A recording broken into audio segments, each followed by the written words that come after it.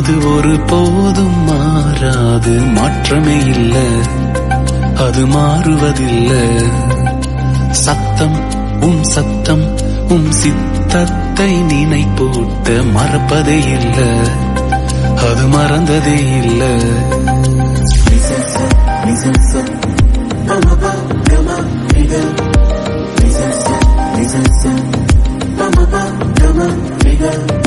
சித்தம் கால வேளையில கர்த்தரை ஆராதிக்க வந்திருக்கிறவங்கள் யாவருக்கும் ஆண்டவரும் இரட்சகருமாயிருக்கிற இயேசு கிறிஸ்துவின் வல்லமையுள்ள நாமத்திலே அன்பான வாழ்த்தலை தெரிவித்துக் கொள்ளுகிறேன். இந்த நாளின் செய்தியின் தலைப்பு என்னவென்றால், போராட்டம் என்ற தலைப்பிலே உங்களோடு கூட ஆண்டுடைய வார்த்தையை பகிர்ந்து கொள்ள விரும்புகிறேன். அருமையான ஆண்டவருடைய பிள்ளைகளை, மனிதன் எப்பொழுது பாவம் செய்தானோ அப்பொழுதிருந்து அருமையான போராட்டம் என்ற ஒன்றுக்குள்ளே அவன் தள்ளப்பட்டான். போராட்டம் என்ற ஒன்றுக்குள்ளே அவன் தள்ளப்பட்டான். நீங்கள் ஆதியாகம புத்தகத்தை வாசிக்கும் போது முதல் அருமையான மனிதன் அவன் தேவனுடைய சாயலிலே இருந்தான், தேவனை போல இருந்தான், தேவனுடைய சத்தத்துக்குள்ளே இருந்தான், தேவனுடைய பிரசன்னத்திற்குள்ளே இருந்தான், தேவனுடைய மகிமைக்குள்ளே இருந்தான். ஆனால் பாவம் செய்த போதுதான் அவன் அந்த ஏதேன் தோற்றத்தை விட்டு விரட்டப்பட்டது மாத்திரமல்ல, அவனுடைய வாழ்க்கையின் போராட்டம் என்னும் களத்துக்குள்ளே அவன் தள்ளப்பட்டான். யோபு சொல்லும் போது சொல்லுகிறான், மனுஷனுக்கு அருமையான மனுஷனுடைய நாட்கள், அது அருமையான அவனுக்கு போராட்டம் என்னும் சில நாட்களை கர்த்தர் அவனுக்கு வைத்திருக்கிறார். Praise the Lord. போராட்டம் என்ற ஒன்று மனிதன் விரும்பினாலும் விரும்பாமல் போனாலும் அது அவனுடைய வாழ்க்கையை சூழ்ந்து கொள்கிறார். பலவிதமான போராட்டங்களுக்கூடாய் மனிதன் பாவம் செய்த பின்பு பலவிதமான போராட்டங்களுக்கூடாய் மனிதன் கடந்து போகிறான். குடும்பம் சில சமயங்களில நாம் விரும்பினபடி இருப்பதில்லை. திருமணத்திலே 2 பேரும் நிற்கிறதை பார்க்கும்போது அங்கே வருகிற ஜனங்கள் சொல்லுகிறார்கள், இதை போல ஒரு பையன் எனக்கு மருமகனாய் கிடைச்சா நன்றா இருக்கும், இதே போல ஒரு பொண்ணு எனக்கு கிடைச்சா நன்றா இருக்கும் என்றெல்லாம் சொல்லுகிற சத்தத்தை நான் திருமண வீடுகளிலே கேட்டிருக்கிறேன். ஆனால் அந்த திருமண வாழ்க்கை 1 மாதம் 2 மாதத்திலே முடிவடைந்து போய்விடுகிறது. அப்படிப்பட்ட குடும்பங்களை நான் பார்க்கிறேன். முற்றிலும் போராட்டமான ஒரு வாழ்க்கை.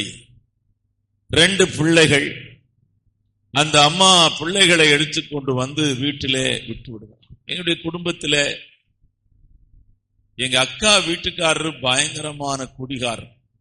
எனக்கு இன்றைக்கும் அவருடைய பேர் ஞாபகத்தில் இருக்கிறது. ஏன்னா அவங்களோடு எனக்கு தொடர்பு எதுவுமே கிடையாது, பல வருஷங்கள் ஆயிடுச்சு. அவர் பேர் மணி. அவர் ஒரு மல்லிகை கடை வைத்திருக்கிறார். ஆனா பயங்கர குடிகாரர். சிரட்டேம்பாங்க எங்க ஊர்ல. இங்க என்ன தேங்காயில வர்றது, அந்த செம்புல சாராயம் இருக்கும். வியாபாரமும் செய்வாரு, அந்த அதுல இருந்து எடுத்து ஊத்தி குடிப்பார். நான் பார்த்திருக்கிறேன். ரொம்ப தூரத்துல ஒரு கிராமத்துல அவர்கள் இருந்தார். நான் அப்ப ரொம்ப சின்ன பையன், 7th ஸ்டாண்டர்ட் இன்னும் படிக்கிறேன். அவங்களுக்கு நான் எங்க வீட்டு அந்த புத்தேரின்னு சொல்ற அந்த வடசேரின்னு சொல்ற இடத்துல இருந்து அவங்களுக்கு சூப்பு வாங்கிட்டு போகணும். அப்புறம் நான் ஸ்கூலுக்கு போகணும். காலையில போயிடுவேன். குடிச்சு குடிச்சு குடிச்சு குடிச்சு செத்து 3 பிள்ளைகளோடு கூட நாங்களும் வறுமையில் இருக்கிறோம். எங்கள் குடும்பமும் அவங்க 3 பிள்ளைகளோடு கூட வந்து உட்கார்ந்து எங்க அம்மா சொன்னாங்க, நம்ம சாப்பிட்ற கஞ்சி அந்த பிள்ளைகளுக்கு கொடுப்பா, அவங்க இருந்துட்டு போகணும். எங்க அண்ணன் சொல்றத நான் கேட்டேன். இதற்கெல்லாம் பயங்கர போராட்டத்துக்குள்ளே அநேக குடும்பங்கள் தள்ளப்படுகிறார்.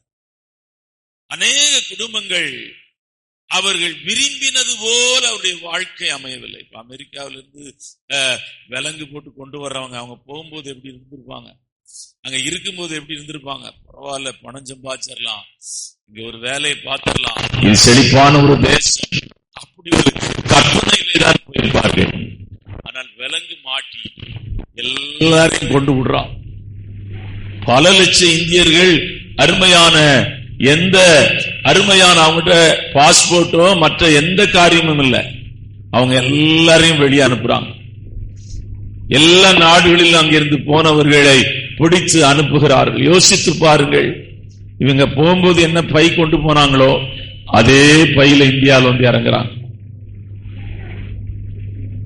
அவர்களுடைய வாழ்க்கை ஒரு சச்சளிப்பாக மாறிவிட்டது. அவங்க அங்க பிள்ளைங்க ஸ்கூல்ல படிச்சுட்டு இருந்திருப்பாங்க, அவங்க ஒரு சின்ன பிசினஸ் பண்ணிட்டு இருப்பாங்க, சின்ன சின்ன வியாபாரத்தில் இருந்திருப்பாங்க. எப்படியோ நம்முடைய தலைமுறையாயிலும் இந்த தேசத்துல செழிப்பாக இருக்கட்டும். ஏன்னா அங்க பிறந்த குழந்தைகள் அமெரிக்கன் சிட்டிசன்ஷிப், எப்படியாயிலும் நமக்கிட்ட எது இல்லாட்டாலும் பரவாயில்ல, அந்த பிள்ளைங்க நல்லா இருந்துட்டு போட்டு கற்பனையில் இருந்திருப்பார். பிள்ளைகளோடு மனைவியோடு அருமையான எந்த தேசத்துக்கு அவர்கள் வந்தார்களோ அந்த தேசத்துக்கு வந்தார்கள். 45 லட்சம் அருமையான ஏஜென்ட் கொடுத்து 75 லட்சம் ஏஜென்ட் கொடுத்து அவர்கள் இப்பொழுது அருமையானவர்கள் அவருடைய நிலைமையை பாருங்கள், யோசித்து பாருங்கள். நினைத்தது போல நம்முடைய வாழ்க்கை நடப்பதில்லை. குடும்பம் அப்படி. சரி, வந்த மாமியார் மாமனார், போன இடங்கள், அருமையான வேலை செய்கிற இடங்கள், சபை, எல்லா இடங்களிலும் போராட்டம் இருக்கிறது. மனிதனோடு கூட நாம் போராட வேண்டியது இருக்கிறது. யோபு சொல்லுகிறான், போராட மனுஷனுக்கு நாட்கள் வைக்கப்பட்டிருக்கிறது. அந்த வசனத்தை எடுத்தவர்கள் வாசிக்கலாம். மனிதனுடைய போராடும்படியாய் மனிதனுக்கு நாட்கள் வைக்கப்பட்டிருக்கிறது. வாசிக்கலாம். யோபு 7:1. பூமியிலே போராட மனுஷனுக்கு குறிக்கப்பட்ட காலம் உண்டல்லவோ? பூமியிலே மனுஷனுக்கு போராட குறிக்கப்பட்ட நாட்கள் அல்லவோ உண்டல்லவோ? அவன் நாட்கள் ஒரு கூலிக்காரன் நாட்களை போல, அவன் ஒரு நாட்கள் கூலிக்காரனுடைய நாட்களை போல. குடும்பங்களிலே போராட்டம் இருக்கிறது.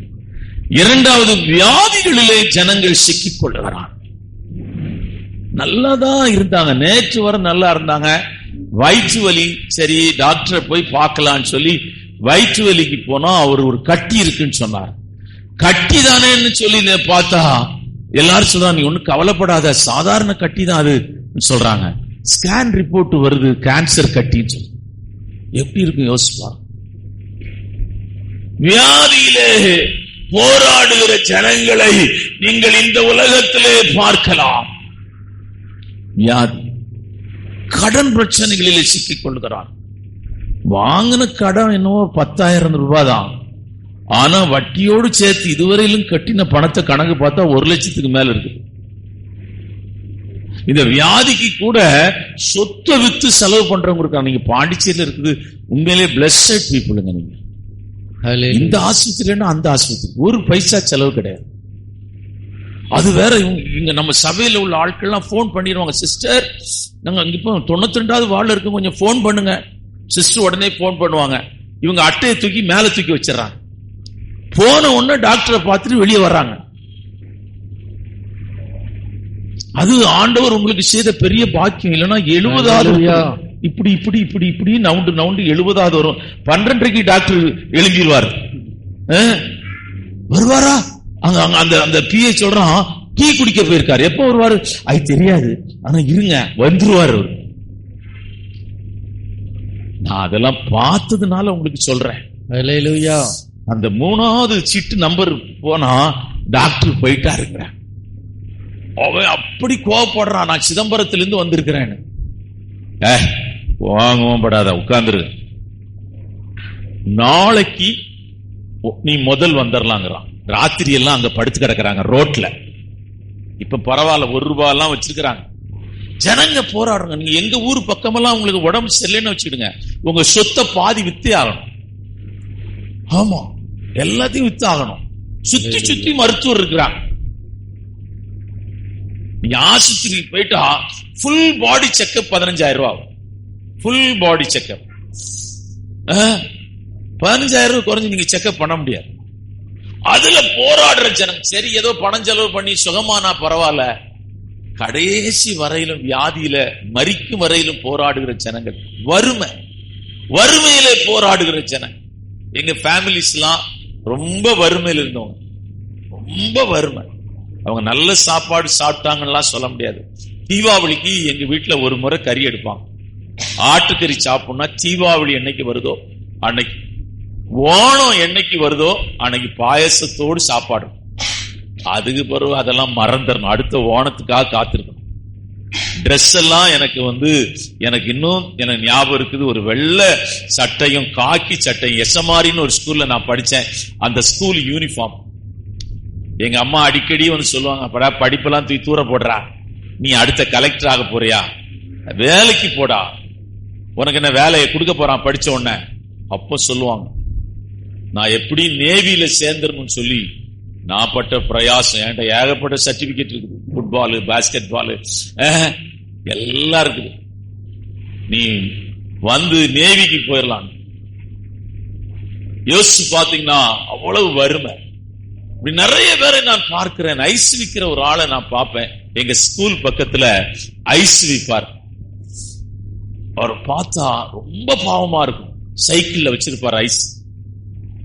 நான் ஸ்கூல் எல்லாம் படிச்சு பாஸ்டர் ஆகி அந்த ஊருக்கு போனா நான் அப்படியே ஒரு ரவுண்ட் அடிப்பேன். இங்கெல்லாம் நம்ம கஷ்டப்பட்டோமே, இங்கெல்லாம் இருந்தோமே, கர்த்தர் நம்மளை ஆசீர்வச்சிருக்கிறாரு என்ன. நாம் அப்படியே நடந்து போகும்போது அவரை பார்த்தோன்னே எனக்கு ரொம்ப துக்கமாய் போச்சு. பல வருஷமாய் ஐஸ் வித்து செத்துருப்பார் போல. இப்படி வறுமையிலே வாழ்கிற ஜனங்கள், கோடி கோடி ஜனங்க பூமியில் இருக்கிறான், போராடுறாங்க. அவன் சொல்றான், நீ அங்க இருந்து போங்கிறான். சின்ன சின்ன டென்ட் அடிச்சு, இப்ப நீங்க அதெல்லாம் டிவியில பார்த்திருப்பீங்க. வறுமையிலே போராடுகிற ஜனங்கள், குடும்பத்திலே போராடுகிற ஜனங்கள், வியாதியிலே போராடுகிற ஜனங்கள், கடன் பிரச்சனையிலே போராடுகிற ஜனங்கள், அருமையான மனிதர்கள் அநேக போராட்டங்களுக்குள்ளே சிக்கிக் கொள்ளுகிறார்கள். ஆனால் நான் இந்த போராட்டத்தை ஒன்றை நான் பேசவில்லை. இன்றைக்கு நான் பேச போகிற போராட்டம் எபேசியருக்கு எழுதின நிருபம் 6ஆம் அதிகாரம் 12ஆம் வசனத்தை வாசிக்கலாம். ஏனெனில் மாம்சத்தோடும் இரத்தத்தோடும் அல்ல, துரைத்தனங்களோடும் அதிகாரங்களோடும் இப்பிரபஞ்சத்தின் அந்தகார லோகாதிபதிகளோடும் இந்த பிரபஞ்சத்தின் அந்தகார லோகாதிபதிகளோடும் வானமண்டலங்களிலே உள்ள பொல்லாத ஆவிகளின் சேனைகளோடும் நமக்கு போராட்டம் உண்டு. ரட்சிக்கப்பட்டுட்டோம், ஞானஸ்நானம் பெற்றுட்டோம், ஏதோ அபிஷேகத்தையும் பெற்றுட்டோம். கிறிஸ்தவ வாழ்க்கை என்பது அருமையான போராட்ட நிறைந்த ஒரு வாழ்க்கை தான். போராட்டத்திற்குள்ளேதான் ஆசீர்வாதத்தை வைத்திருக்கிறார், போராட்டத்துக்குள்ளேதான் மகிமையை வைத்திருக்கிறார், போராட்டத்துக்குள்ளேதான் மேன்மையை வைத்திருக்கிறார். அருமையான எகிப்திலே இருந்து ஜனங்கள் விடுதலையாக்கப்பட்ட போது அவர்கள் என்ன நினைத்தார்கள் என்றால், நாம் எளிதாக கானானுக்குள்ளே போய்விடலாம் என்று நினைத்தார்கள். ஆனால் 40 வருஷ பிரயாணத்தை ஒன்றை தேவனாகிய கர்த்தர் வைத்திருந்தார். அவர்கள் வனாந்திர யாத்திரையை கர்த்தர் வைத்திருந்தார். அருமையான கர்த்தருடைய பிள்ளைகளை, வனாந்திர யாத்திரை முடிந்து கானானுக்குள்ளே வந்து விட்டார்கள். கானானுக்குள்ளே போராட்டம் இல்லை என்று நினைக்கிறீர்களா? கானானுக்குள்ளே அவர்கள் யுத்தம் பண்ண வேண்டும். 7 பலத்த ஜாதிகளை அவர்கள் போராடி ஜெயிக்க வேண்டும். தொடர்ந்து அவர்கள் போராட்டத்தை அருமையான சந்திக்க வேண்டும். அப்போஸ்தலனாகிய பவுல் எழுதுகிறான், தீமோத்தேயுவுக்கு எழுதும்போது எழுதுகிறான், நல்ல போர் சேவகனாய் தீங்கு அனுபவி.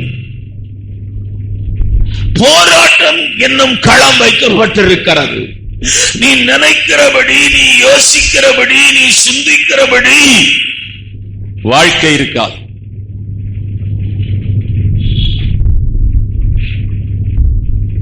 ஒரு மருத்துவர் அந்த நாகர்கோயில் கவர்மெண்ட் ஆஸ்பத்திரிக்கு டீனா இருந்தவங்க. அவங்க எனக்கு ரொம்ப பழக்கம். அவங்க அப்பா எனக்கு ஸ்கூல் வாத்தியார். ஒரு நாள் நான் வந்துட்டு இருக்கும்போது, ஊருக்கு போயிட்டு இருக்கும்போது வழியில பார்த்துட்டேன். அவர் பேர் பெஞ்சமின். சார் வணக்கம் சார், எப்படி இருக்கிறீங்க, என்ன தெரியுதான்னு கேட்டேன். அவர் சொன்னார், ஆயிரக்கணக்கான பசங்க படிக்கிறாங்க, எனக்கு என்னடா ஒன்ன எப்படி தம்பி எனக்கு தெரியும்னாரு. நான் ஊழியக்காரனா இருக்கிறேன், என்ன நீங்க ரொம்ப அடிச்சிருக்கிறீங்க. என்ன ஐயோ ரொம்ப அடிப்பார், என்ன ரொம்ப அடிச்சிருக்கிறாரு. மேக்ஸ் நமக்கு வரவே வராது, குறிய வச்சு அடிப்பார் பாருங்க.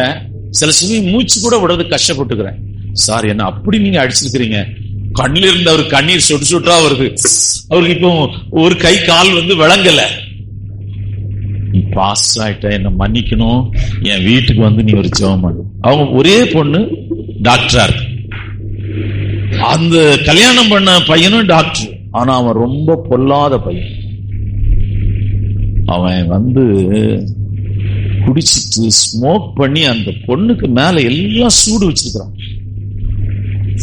அவரு அழுறாரு. என்ன வீட்டுல கூட்டு போயிட்டு அந்த பொண்ணும் அழுது, இவரும் அழுறாரு.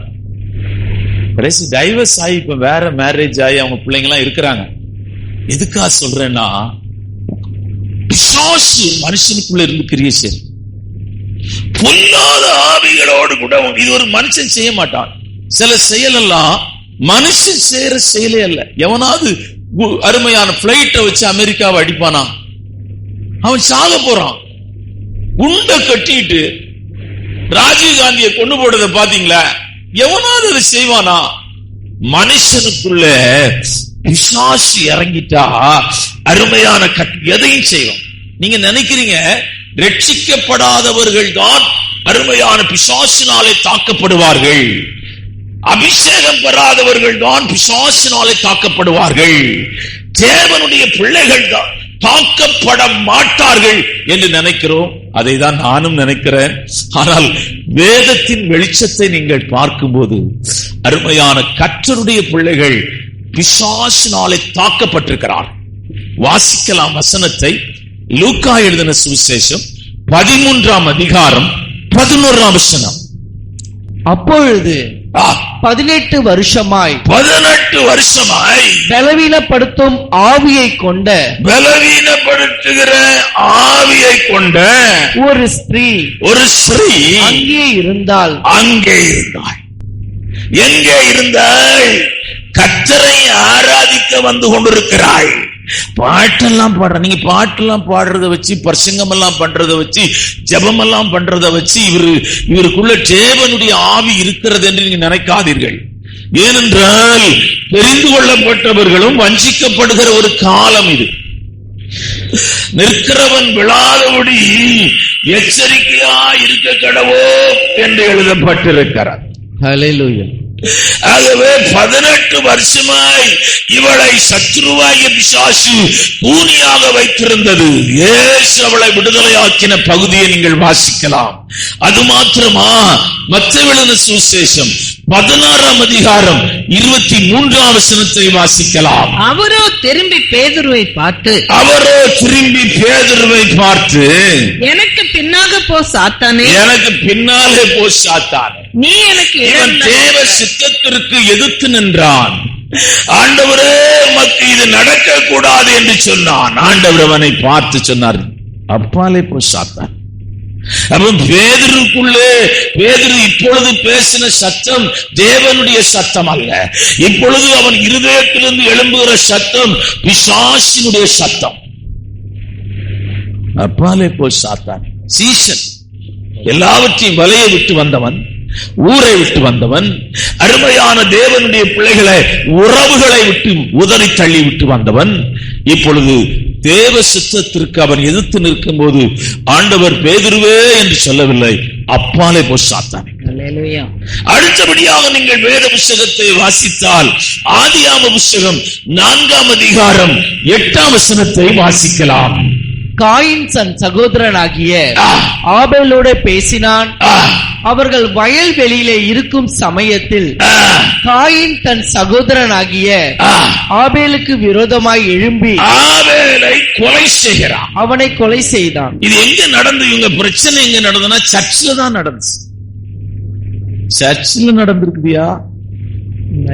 காணிக்கை செலுத்தின இடத்துல ஆண்டவர் ஒருவனுடைய காணிக்கை அங்கீகரித்தார், ஒருவனுடைய காணிக்கை அங்கீகரிக்கப்படவில்லை. சரி, பரவாயில்லை, இந்த வாரம் காணிக்கை அங்கீகரிக்கப்படாவிட்டால் பரவாயில்லை, அடுத்த வாரம் நம்ம அங்கீகரிக்கும்படி காணிக்கையை செலுத்துவோம்.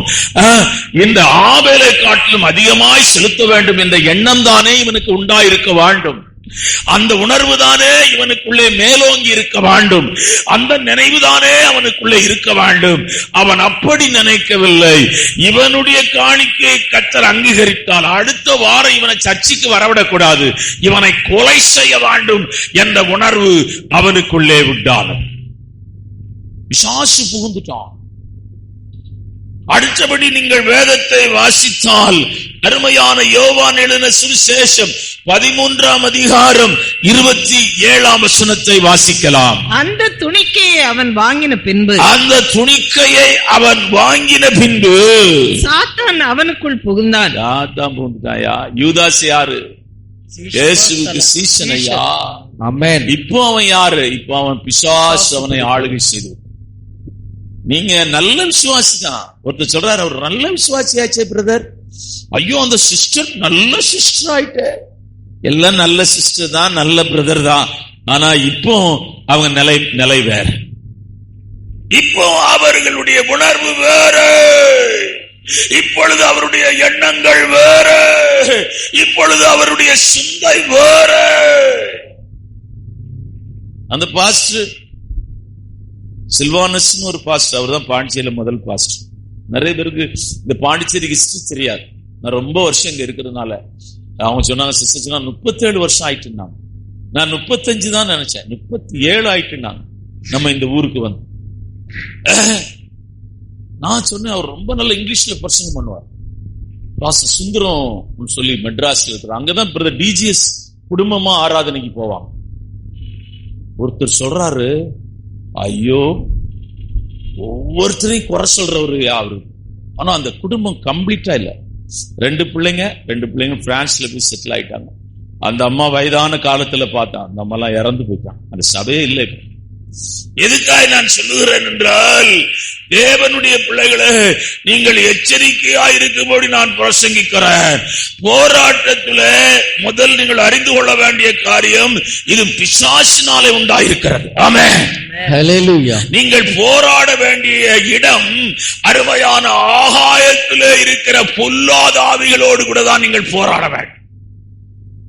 மனைவி சரியில்லை என்று சொன்னால் நீங்கள் ஜெபத்திலே மனைவிக்குள்ளே இருக்கிறதான பொல்லாத ஆவிகளை விரட்ட வேண்டும்.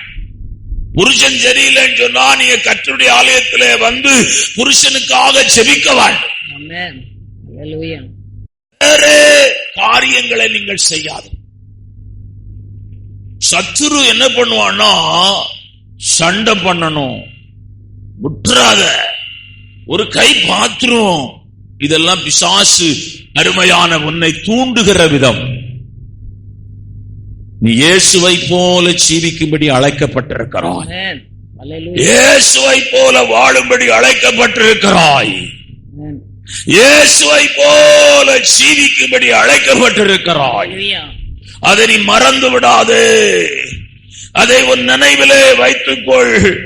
இந்த காலவேளையில எங்கெல்லாம் பிசாசுக்கு நீ இடம் கொடுத்தாயோ, எங்கெல்லாம் பிசாசினுடைய அருமையான கூலியாளாய் நீ மாறினாயோ, எங்கெல்லாம் பிசாசு உன்னை ஆளுகை செய்ததோ, இந்த செய்தி உன்னை மாற்றட்டும். இந்த செய்தி உன்னை ஒப்புக் கொடுக்கிற இடத்திற்கு கொண்டு வரட்டும். இந்த செய்தி அருமையான உன்னை உடைக்கிற இடத்திற்கு கொண்டு வரட்டும். இந்த உடைக்கிற இடம் எப்படி என்றால், ஆண்டவரே நான் தவறு செய்தேன், அல்லேலூயா, அல்லேலூயா, ஆண்டவரே நான் செய்தது குற்றம்தான். சிலர் வாயில சொல்ல மாட்டாங்க, சத்தம் போட மாட்டாங்க, மனசுல நினைப்பாங்க. என்ன நினைப்பாங்க? உருப்படக்கூடாது, நாசமா போகணும், சாகணும், வண்டியில அடிபட்டாங்களா, சோத்திரம் சோத்திரம், இததான் நான் நினைச்சேன். அதே ஆண்டவர் செய்திருக்கிறார். இது கர்த்தருடைய ஆவி இல்லை, இது பிசாசுடைய ஆவி. ஆமென். ஒரு புள்ள படிச்சு நம்ம சபையில இருந்து நல்ல நல்ல ஐஏஎஸ் ஆபீசரா வருதுன்னு வச்சுங்களேன், நீங்க மனசுல நம்ம ஜெபத்தை கர்த்தர் கேட்டார், ஆமென், அற்புதம் செய்தார், அவங்க அதை நினைக்கிறாங்களோ நினைக்காம போறாங்க. ஏன்னா நிறைய காரியங்களை நீங்க என்னதான் நீங்க செய்யுங்க, அவங்க திருப்தியே படுத்த முடியாது. திருப்திப்படுத்த முடியாது. மனுஷனை நீங்க திருப்திப்படுத்த முடியாது. அநேக குடும்பங்களிலே மறைவா இருந்து கிரியை செய்கிறவர்களை அந்த பிள்ளைகள் நினைப்பதே இல்லை. நீங்க அப்பா அம்மாவை யாரு நினைக்கிறாங்க சொல்லுங்க?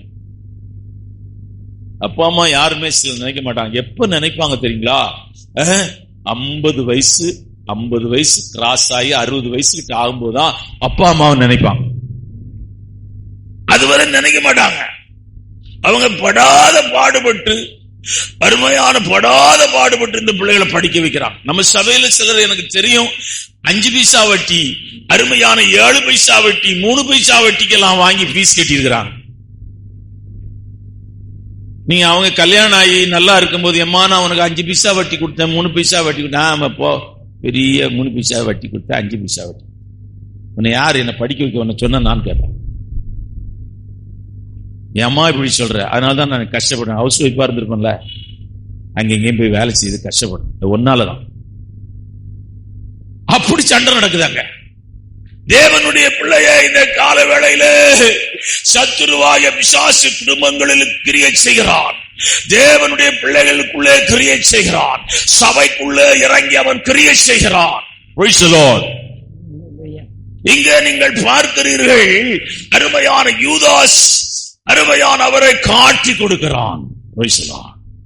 கொடுத்து விட்டோம், ஜெயம் பெற்று விட்டோம் என்று யூதாஸ் நினைச்சிருப்பான். 30 வெள்ளிக்காசு வந்துச்சு, காட்டி கொடுத்து விட்டோம். கல்வாரியின் காட்சியை அவன் பார்த்து, ஐயோ குற்றமில்லாத இரத்தத்தை நான் காட்டி கொடுத்தேனே, பிசாசு என்னை இந்த இடத்துக்கு கொண்டு வந்துட்டானே. அவன் அழுது மனம் திரும்பி இருக்கலாம், ஆனால் எனக்கு தண்டனை நானே கொடுக்க போகிறேன் என்று அவனே ஒரு தூக்கு கயிறை எடுத்து தொங்கினான். Praise the Lord. வேத புத்தகத்திலே இன்னொரு மனுஷனை கூட நான் உங்களுக்கு அடையாளம் காட்ட விரும்புகிறேன். 1 சாமுவேலின் புத்தகம் 18ஆம் அதிகாரம் 10ஆம் வசனத்தை வாசிக்கலாம். மறுநாளில் தேவனால் விடப்பட்ட பொல்லாத ஆவி சவுலின் மேல் இறங்கிட்டு அவன் வீட்டிற்குள்ளே தீர்க்க தரிசனம் சொல்லிக் கொண்டார். ராஜாவின் அபிஷேகத்தை பெற்றவன். ஆமென். சவுல் யார்?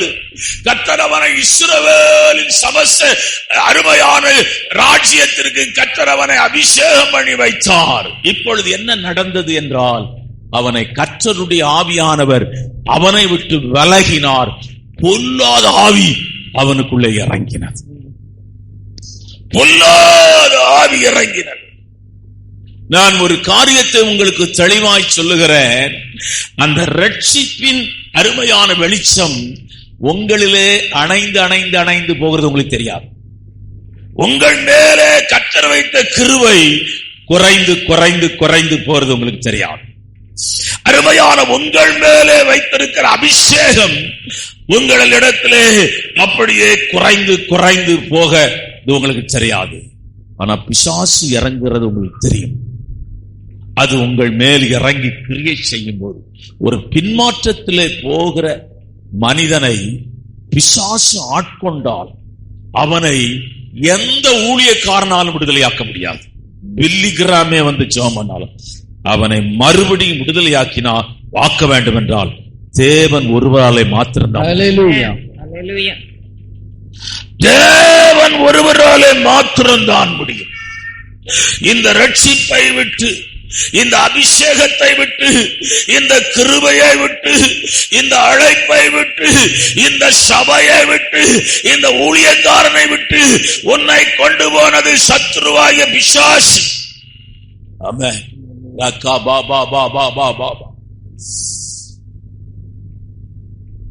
பிசாசு உன்னை அருமையான அழிவுக்கு, நீ உன்னுடைய பலத்திலேயோ, உன்னுடைய பரிசுத்தத்திலேயோ, உன்னுடைய ஜெபத்திலேயோ, உன்னுடைய பக்தியிலேயோ நீ சத்துருவை ஜெயிக்க முடியாது. சத்துருவை ஜெயிக்க வேண்டும் என்றால் சபையோடு கூட நீ இணைந்து நிற்க வேண்டும்.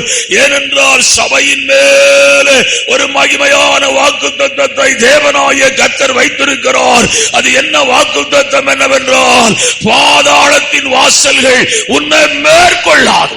ஹல்லேலூயா. ஹல்லேலூயா. பாதாளத்தின் வாசல்கள் சபையை மேற்கொள்ளாது. நீ விழுந்தாலும் எழும்பிடுவ. ஆமென். நீ சோர்ந்து போனாலும் எழும்பிடுவ. நீ உடைக்கப்பட்டாலும் எழும்பிடுவ. ஏனென்றால் நீ சபையில் இருக்கிறாய். கர்த்தருடைய ஆவியானவர் உன்னை எழுப்பும்படியாய் தான் உன்னோடு கூட பேசிக் கொண்டிருக்கிறார். ஒரு பெரிய பட்டியலை உங்களுக்கு முன்னே நான் வைத்திருக்கிறேன். இன்னும் 1-2 சொல்லி செய்திக்குள்ளே உங்களை கொண்டு போக விரும்புகிறேன். மத்தேயு எழுதின சுவிசேஷம் 13ஆம் அதிகாரம் 20-21 வாசிக்கலாம். கற்பாறை இடங்களில் விதைக்கப்பட்டவன், கற்பாறையின் மேல் விதைக்கப்பட்டவன் வசனத்தை கேட்டு உடனே அதை சந்தோஷத்தோடு கூட ஏற்றுக்கொள்ளுகிறான். ஆகிலும் தனக்குள்ளே வேறில்லாதவனாய் கொஞ்ச காலம் மாத்திரம் நிலைத்திருப்பான். வசனத்து நிமித்தம் உபத்திரவமும் துன்பமும் உண்டான போது இடரில் அடைவான். கொஞ்ச காலம் நல்லா இருந்துச்சு. ஐயோ, என்ன கைத்தட்டு, என்ன பாட்டு, என்ன அந்நிய பாசை, ஆவியில நிறைஞ்சி சேர உடைச்ச ஆட்கள் 2-3 சேர் நம்ம சபையில உடைச்சு போட்டாங்க. இந்த அருண் பிரதர் தான் போய் பிடிச்சி அவங்கள காப்பாத்தினார். இப்ப எங்கன்னா இப்ப வேற புது சேர்ல உட்கார்ந்து இருக்கிறான். சபை சேர்ல இல்ல, அங்க உடையவே இல்லை, ஆள் ஜம்முன்னு இருக்கிறான். இப்ப உட்கார்ந்து ஆராதிச்சவங்க, நான் நீங்க யாரும் வருத்தப்படாதீங்க, உட்கார்ந்து ஆராதிச்சவங்க இப்ப சேர்ல காலை போட்டு காலை வச்சு அல்லேலூயா, அவன் பிரசங்கம் பண்ணும்போது அல்லேலூயா சோத்திரம். அந்நிய பாஷை வேற, இதுல வேற அந்நிய பாஷை. ஐயா, கொஞ்ச காலம் இயேசுவை பின்பற்றி, கொஞ்ச காலம் கர்த்தரை ஆராதித்து, கொஞ்ச காலம் இயேசுவை நேசித்து, கொஞ்ச காலம் தேவனை பின்பற்றி, அருமையான கர்த்தருடைய பிள்ளைகளே, உபத்திரவங்களையும் பாடுகளையும் சத்துருவாய பிசாசு அருமையான கொண்டு வரும்போது அந்த செடியானது, கற்பாறையின் மேல் வளர்ந்த செடியானது பட்டு போயிற்று. அடுத்தது மத்தேயு எழுதின சுவிசேஷம் 13ஆம் அதிகாரம் 22ஆம் வசனத்தை வாசிக்கலாம். முள்ளுள்ள இடங்களில் விதைக்கப்பட்டவன், முள்ளுள்ள இடத்துல விதைக்கப்பட்ட வசனத்தை கேட்கிறவனாய் இருந்தும் உலக கவலையும் ஐஸ்வர்யத்தின் மயக்கமும் வசனத்தை நெருக்கி போடுகிறதுனால் அவனும் பலனற்று போவான். இந்த நாளின் கால வேளையில தேவன் உன்னை தெரிந்து கொண்டதின் நோக்கம் என்ன தெரியுமா? தேவன் உன்னை அழைத்ததின் நோக்கம் என்ன தெரியுமா? கர்த்தர் உன்னை ரட்சித்ததின் நோக்கம் என்ன தெரியுமா? கர்த்தர் உன்னை அபிஷேகத்தின் நோக்கம் என்ன தெரியுமா? கர்த்தர் உனக்கு அற்புதம் செய்ததின் நோக்கம் என்ன தெரியுமா? கர்த்தர் உன்னை இதுவரையிலும் ஜீவனோடு கூட வைத்ததின் நோக்கம் என்ன தெரியுமா? சத்துருவை நீ ஜெயிக்கும்படியாய். ஹல்லேலூயா. தோற்று போன இடம் உண்டு, கவலைப்படாதே. விழுந்த இடம் உண்டு, கவலைப்படாதே. ஒரு வீரன் அருமையான அவன் விழுந்து விடுகிற நேரம் உண்டு, காயப்படுகிற நேரம். அந்த காலத்துல பொண்ணை யாருக்கு கொடுப்பாங்கன்னா, காயம்தான் டிகிரி. +2 ஒரு காயம் இருக்குதா, BA ஒரு காயம், PhD இன்னொரு காயம் இருக்குதா, பெரிய பெரிய காயம் எல்லாம் PhD அப்படி வரும். இப்ப படிச்சவங்களை எப்படி பொண்ணு கொடுக்கறாங்களோ அதே போல காயப்பட்டவனுக்கு தான் பொண்ணு கொடுப்பாங்க. ஏன்னா யுத்த களத்துல அருமையான காயங்கள், யுத்த களத்திலே அவன் விழுந்த நேரம் உண்டு, யுத்த களத்திலே அருமையான தேவனுடைய பிள்ளைகளை யுத்த பயிற்சி பெற்ற நேரம் உண்டு. ஆவிக்குரிய தேவனுடைய பிள்ளைகள், கர்த்தர் உனக்காக வைத்திருக்கிற மகிமையை, கர்த்தர் உனக்காக வைத்திருக்கிற மேன்மையை, கர்த்தர் உனக்காக வைத்திருக்கிற நித்திய ஜீவனை, கர்த்தர் உனக்காக வைத்திருக்கிற அருமையான ஜீவ கிரீடத்தை, கர்த்தர் உனக்காக வைத்திருக்கிற வெண்வஸ்திரத்தை, கர்த்தர் உனக்காக வைத்திருக்கிற சிங்காசனத்தை, கர்த்தர் உனக்காக வைத்திருக்கிற வாடாத ஜீவ கிரீடத்தை நீ சுதந்தரித்துக் கொள்ள வேண்டும் என்றால் போராட்டத்திலே போராடி நீ ஜெயிக்க வேண்டும். என்ன போராட்டம் என்னவென்றால், சத்துருவாய பிசாசோடு கூட நீ போராட வேண்டிய ஒரு களம் இருக்கிறது. ஹல்லேலூயா. அவனுடைய போராட்டத்துக்கு எங்கேயும் மாத்திரை கிடையாது. நீ ஆஸ்பத்திரியில போய் 92வது வார்டுல சந்தேகமா இருக்கிறவங்களுக்கு மாத்திரை கொடுக்கறாங்க, ஒரு டாக்டர் இருக்கிறாங்க, இல்ல அங்க சந்தேகமாவா? அப்படி ஒரு வியாதி நான் படிச்சதே இல்ல. அவங்க 5 வருஷம் படிச்சாங்க, நீட்டு தேர்வுல கூட அப்படி ஒரு வியாதி படிக்கல. கவலையா இருக்கிற ஒரு மாத்திரை கொடுங்க, துக்கமா இருக்கிறேன் டாக்டரை பார்க்கணும் அப்படிங்க யாரா இருக்கிறீங்களா? அப்படி இருந்தா பாஸ்ட் தான் டாக்டரா இருக்கிறார். நம்மளை தேடி வருகிற நாட்கள் உண்டு. தேசத்தின் ஜனங்கள், நீ எங்க பார்த்தாலும் மனுஷன் துக்கம், வேதனை, கவலை, பாரம், அப்படியே அவனால ஒண்ணுமே செய்ய முடியல. சமைக்க போனா சமைக்க முடியல, சமைக்க போனா சமைக்க முடியல. கடலெண்ணெய் ஊத்துறதுக்கு போல நல்லெண்ணெய் ஊத்துற, நல்லெண்ணெய் ஊத்துறதுக்கு பதிலா விளக்கெண்ணெய் ஊத்துறா. ஒண்ணு செய்ய முடியல. கர்த்தருடைய பிள்ளையே, கர்த்தர் உன்னை அந்த இடத்துல இருந்தா அவனை வெளியே கொண்டு வரதான் உன்னோடு கூட அவர் பேசிக் கொண்டிருக்கிறார். ஹல்லேலூயா. வேலை செய்யற இடத்துல ஒண்ணும் வேலை செய்ய முடியல. மன ரீதியான உளவியல் பிரச்சனைங்கிறான், மனசு பிரச்சனை, எண்ணத்துல பிரச்சனை, உணர்வுல பிரச்சனை. இதுக்கெல்லாம் என்னையா செய்ய முடியும்? இதுக்கெல்லாம் மெடிசன்ஸ், ஒரே ஒரு மெடிசன் தான் வச்சிருக்கிறாங்க. நீங்க மருத்துவரை போய் பார்த்தனா அவங்க வச்சிருக்கிற மாத்திரை தூக்க மாத்திரை ஒன்ன சாப்பிடுங்க, சரியாயிரும். அடுத்த நாள் போய் நான் தூக்க மாத்திரை சாப்பிட்டேன், சரியாகல. எத்தனை சாப்பிட்ட? 1, 3 சாப்பிடும். நீ எத்தனை மாத்திரை சாப்பிட்டாலும் உளவியல் பிரச்சனை இருந்து வெளியே வர முடியாது. ஏனென்றால் சத்துருவாகிய பிசாசு உன் எண்ணத்திலே, உணர்விலே, சிந்தையிலே அவன் ஆளுகை செய்கிறான். அவனை நீங்கள் போராடி ஜெயித்தால் மட்டுமே உங்கள் உளவியல் பிரச்சனையில, எண்ணத்தின் பிரச்சனையில, சிந்தனையின் பிரச்சனையில நீங்கள் வெளியே வர முடியும். ஹல்லேலூயா. சில பொருட்கள் நஷ்டப்பட்டிருப்பாங்க, அதை மறக்கவே முடியாது. நம்ம சொத்தை சிலர் அபகரிச்சிருப்பாங்க. கோர்ட் தீர்ப்பு, இந்த கோர்ட் ஒண்ணு வச்சுக்கிறான், அது என்ன கோர்ட்டோ தெரியல. அங்க சில சமயங்கள்ல சாதாரண மனிதனுக்கு நியாயம் கிடைக்காமல் போய் விடுகிறது. சாதாரண மனுஷன் நியாயத்தை கொண்டு போனா அவன் தோத்து போறாயா? போகும்போதே அவன் சொல்றான், வக்கீல் திறமையான வக்கீலா, திறமையான வக்கீல், சொத்தை ஃபுல்லா எழுதி வாங்கிடுவார், அதுல அவர் திறமையான ஆள். சும்மா ஒரு கேஸ கொண்டு போய் போட்டு வருஷ கணக்கா எழுதுறான். அது நம்ம நாடு. அப்படின்னு என்ன பண்றது? உளவியல் பிரச்சனை, அதுல இருந்து நம்மளால வெளியே வர முடியாது. அழுதுகிட்டே இருக்கும். முடிஞ்சனா ஒரு 4 மந்திரவாதிகளை போய் பார்ப்போம். முடிஞ்சனா கோயிலுக்கு கூழ் ஊத்துவோம், அவன் தலை போகணும், அவன் குடும்பம் அழியணும். எங்க ஊர் பக்கத்துல அதெல்லாம் நடக்குது. அதனால முடிச்சோம். நான் சொல்லுகிறேன், அதுல இருந்து நீங்கள் வெளியே வர வேண்டும் என்றால் இந்த செய்தி உங்களுக்கு அருமையான உதவியாயிருக்கும். ஹல்லேலூயா. நீங்க மனுஷனிடத்திலே போய் உதவி கேட்டால் தோற்று போவீர்கள். அருமையான மனுஷனிடத்திலே போய் உங்கள் பிரச்சனைகளுக்கு அருமையான மருந்து கண்டுபிடிக்க முடியாது. ஜோசியக்காரன் சிக்கிறீங்க, தொலைஞ்சிங்க. மந்திரவாதி சிக்கிறீங்க, தொலைஞ்சிங்க. உட்கார்ந்து இருக்கிறான், சொல்றான், எல்லாம் ஹை எஜுகேட்டடியா, ஒரு கிராமத்து ஆளு நாளும் பரவாயில்ல. அவன் சொல்றான், அவன் பிள்ளைய கொல்லணுங்கிறாயா ஆந்திரால, அது கிராஜுவேட்டியா, காலேஜ்ல 3rd இயர் படிச்சுட்டு இருக்குதியா, இவன் அவன் அப்ப காலேஜ் ப்ரொஃபஸரியா, பிள்ளைய கொண்டு போட்டாயா. பேப்பர்ல நீங்க பாத்தீங்களா என்னன்னு தெரியல.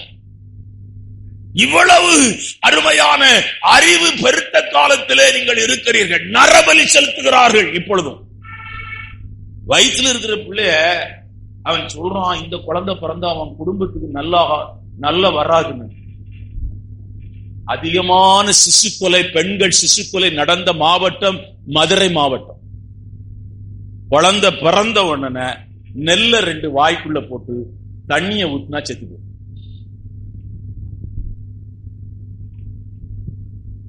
இதுக்கு எந்த சட்டத்துல போய் நீங்க யார என்ன செய்ய முடியும் சொல்லுங்க? கொல்றது யாரு? மாமியார். கொல்றது யாரு? அம்மா. அம்மா, இந்த புள்ள இருந்தா நம்ம குடும்பத்துக்கு ஆகாது. உடன்கட்டை ஏறுகிற பழக்கம் இருந்துச்சு.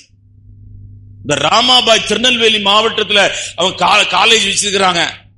உடன்கட்டை ஏறுற பழக்கம் இருந்துச்சு நம்ம நாட்டுல. உலகத்துல எங்கேயும் கிடையாது. அந்த பிள்ளைய மொட்டை அடிச்சு துணியை கட்டி அருமையான 20-22 வயசு பெண்ணை அந்த தீயில அவன் எரிஞ்சிட்டு இருக்கும்போது தீயில தள்ளி விட்டுருவான். இயேசு கிறிஸ்தவ மார்க்கம் இந்தியாவிலே வராமல் இருந்தால், கிறிஸ்தவ மிஷனரிகள் இந்தியாவுக்கு வராமல் இருந்தால், கிறிஸ்தவ மிஷனரிகள் இந்தியாவிலே பிரயாணம் பண்ணாமல் இருந்திருந்தால் இன்னும் 50 வருஷம் பின்தங்கி இருந்திருக்கும். இந்தியா எஜுகேஷன்ல பின்தங்கி இருந்திருக்கும், மூட நம்பிக்கையில பின்தங்கி இருந்திருக்கும். அருமையான ஒரு ஈவி பெரியார் வந்தும் அவர் என்னெல்லாமோ சொன்னார். ஆனா அதெல்லாம் யாரும் கேட்கல. 100 ஈவி பெரியார் வந்தாலும் ஜனங்களை மனம் திரும்ப முடியாது. 100 பேர் வந்தாலும் சரி. ஏன்னா சத்ருவாய பிசாசு கிரியை செய்கிறான். இவர்களை விடுதலையாக்க வேண்டும் என்றால் கர்த்தருடைய ஆவியானவர் தான் விடுதலையாக்க முடியும். இவர்களை விடுதலையாக்க வேண்டும் என்றால் வசனம் தான் இவர்களை விடுதலையாக்க முடியும். அருமையான கர்த்தருடைய ஊழியக்காரன் தான் இவர்களை விடுதலையாக்க முடியும். அருமையான பொல்லாத ஆவிகளோடு கூட உங்களுக்கு போராட்டம் உண்டு.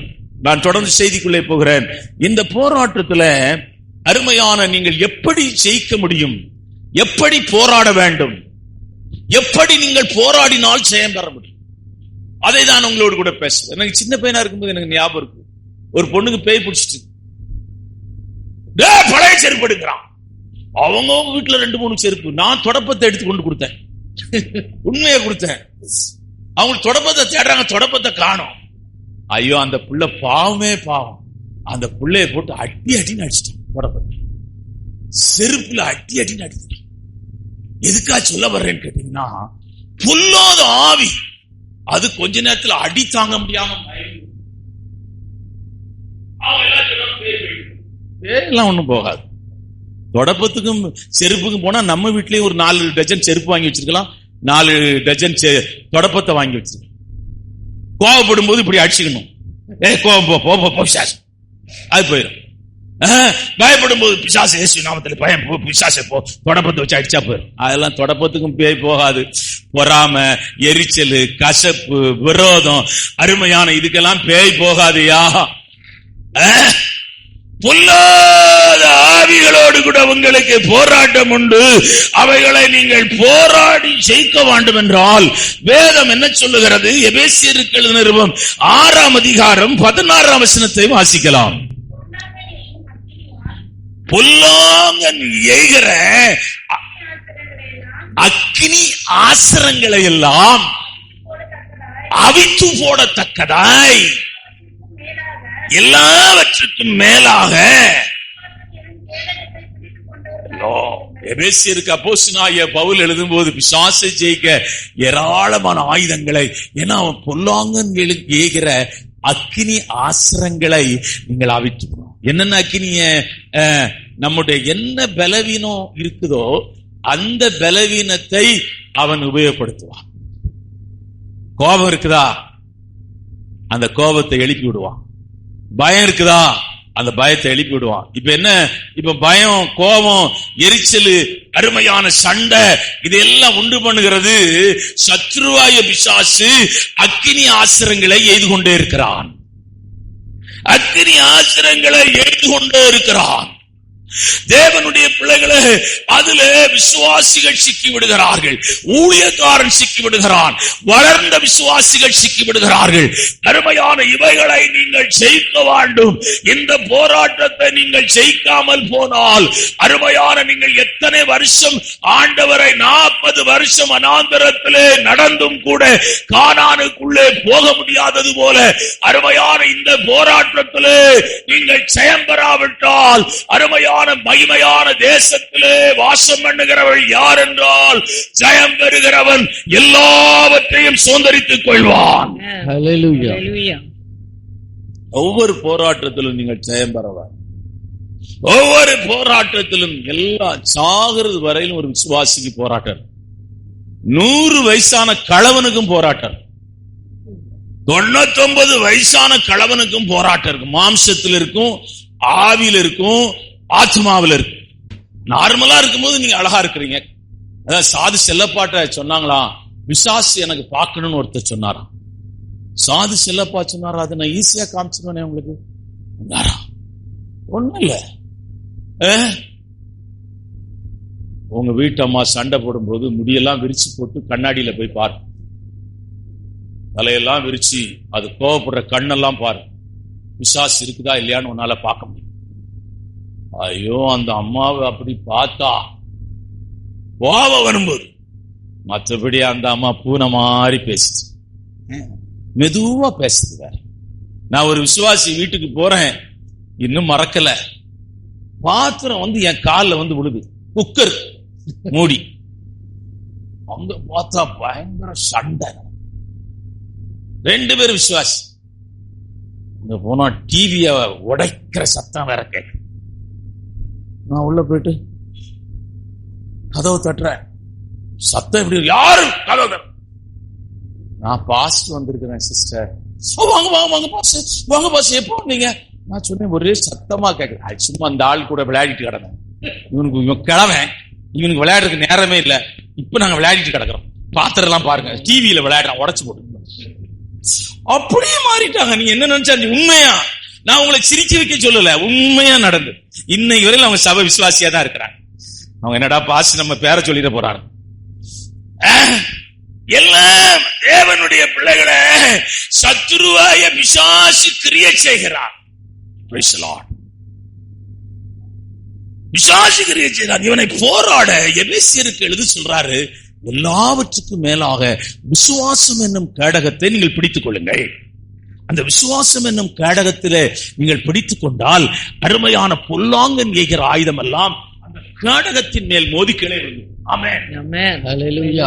இப்ப விசுவாசம் யுத்த களத்துல கேடகத்தை கையில வச்சிருப்பாங்க. அவன் எதிரி அருமையான எய்கிற ஆயுதத்தை அவர்கள் அப்படியே, அந்த ஈட்டியா இருக்கட்டும், அம்பா இருக்கட்டும், அருமையான அப்படியே அவர்கள் வச்சிருக்காங்க. இப்போ அந்த இஸ்ரவேல்ல டூம் வச்சுக்கிறாங்களே, அது என்ன டூம்? அயன் டூம். இல்லன்னா இப்ப இஸ்ரவேல் நாடே ஒண்ணு இல்லாம போயிருக்கான் அவனுங்க போட்ட குண்டுகளுக்கு. அவன் போட்டிருக்கிற அருமையான எல்லா வானத்திலே போய், அதை நான் பார்த்தேன், வானத்திலே போய் அதை அப்படியே வெடிக்க வைக்கிறது. எவ்வளவு டூம போட்டானுங்க, அது 1-2 சிலச்சுமே விழுந்துருது உள்ள. எல்லா நாடுக்கும் ஆச்சரியமாச்சு. அவங்க நினைச்சாங்க இஸ்ரவேல் அழிச்சிடலாம்னு நினைச்சாங்க. இவங்க நினைச்சாங்க, இந்த இதை போடும் போதுதான் தெரியுது எல்லாத்தையும் ஸ்டாப் பண்ணிச்சு. அதே போலதான் கேடகம், விசுவாசத்தின் கேடகம்.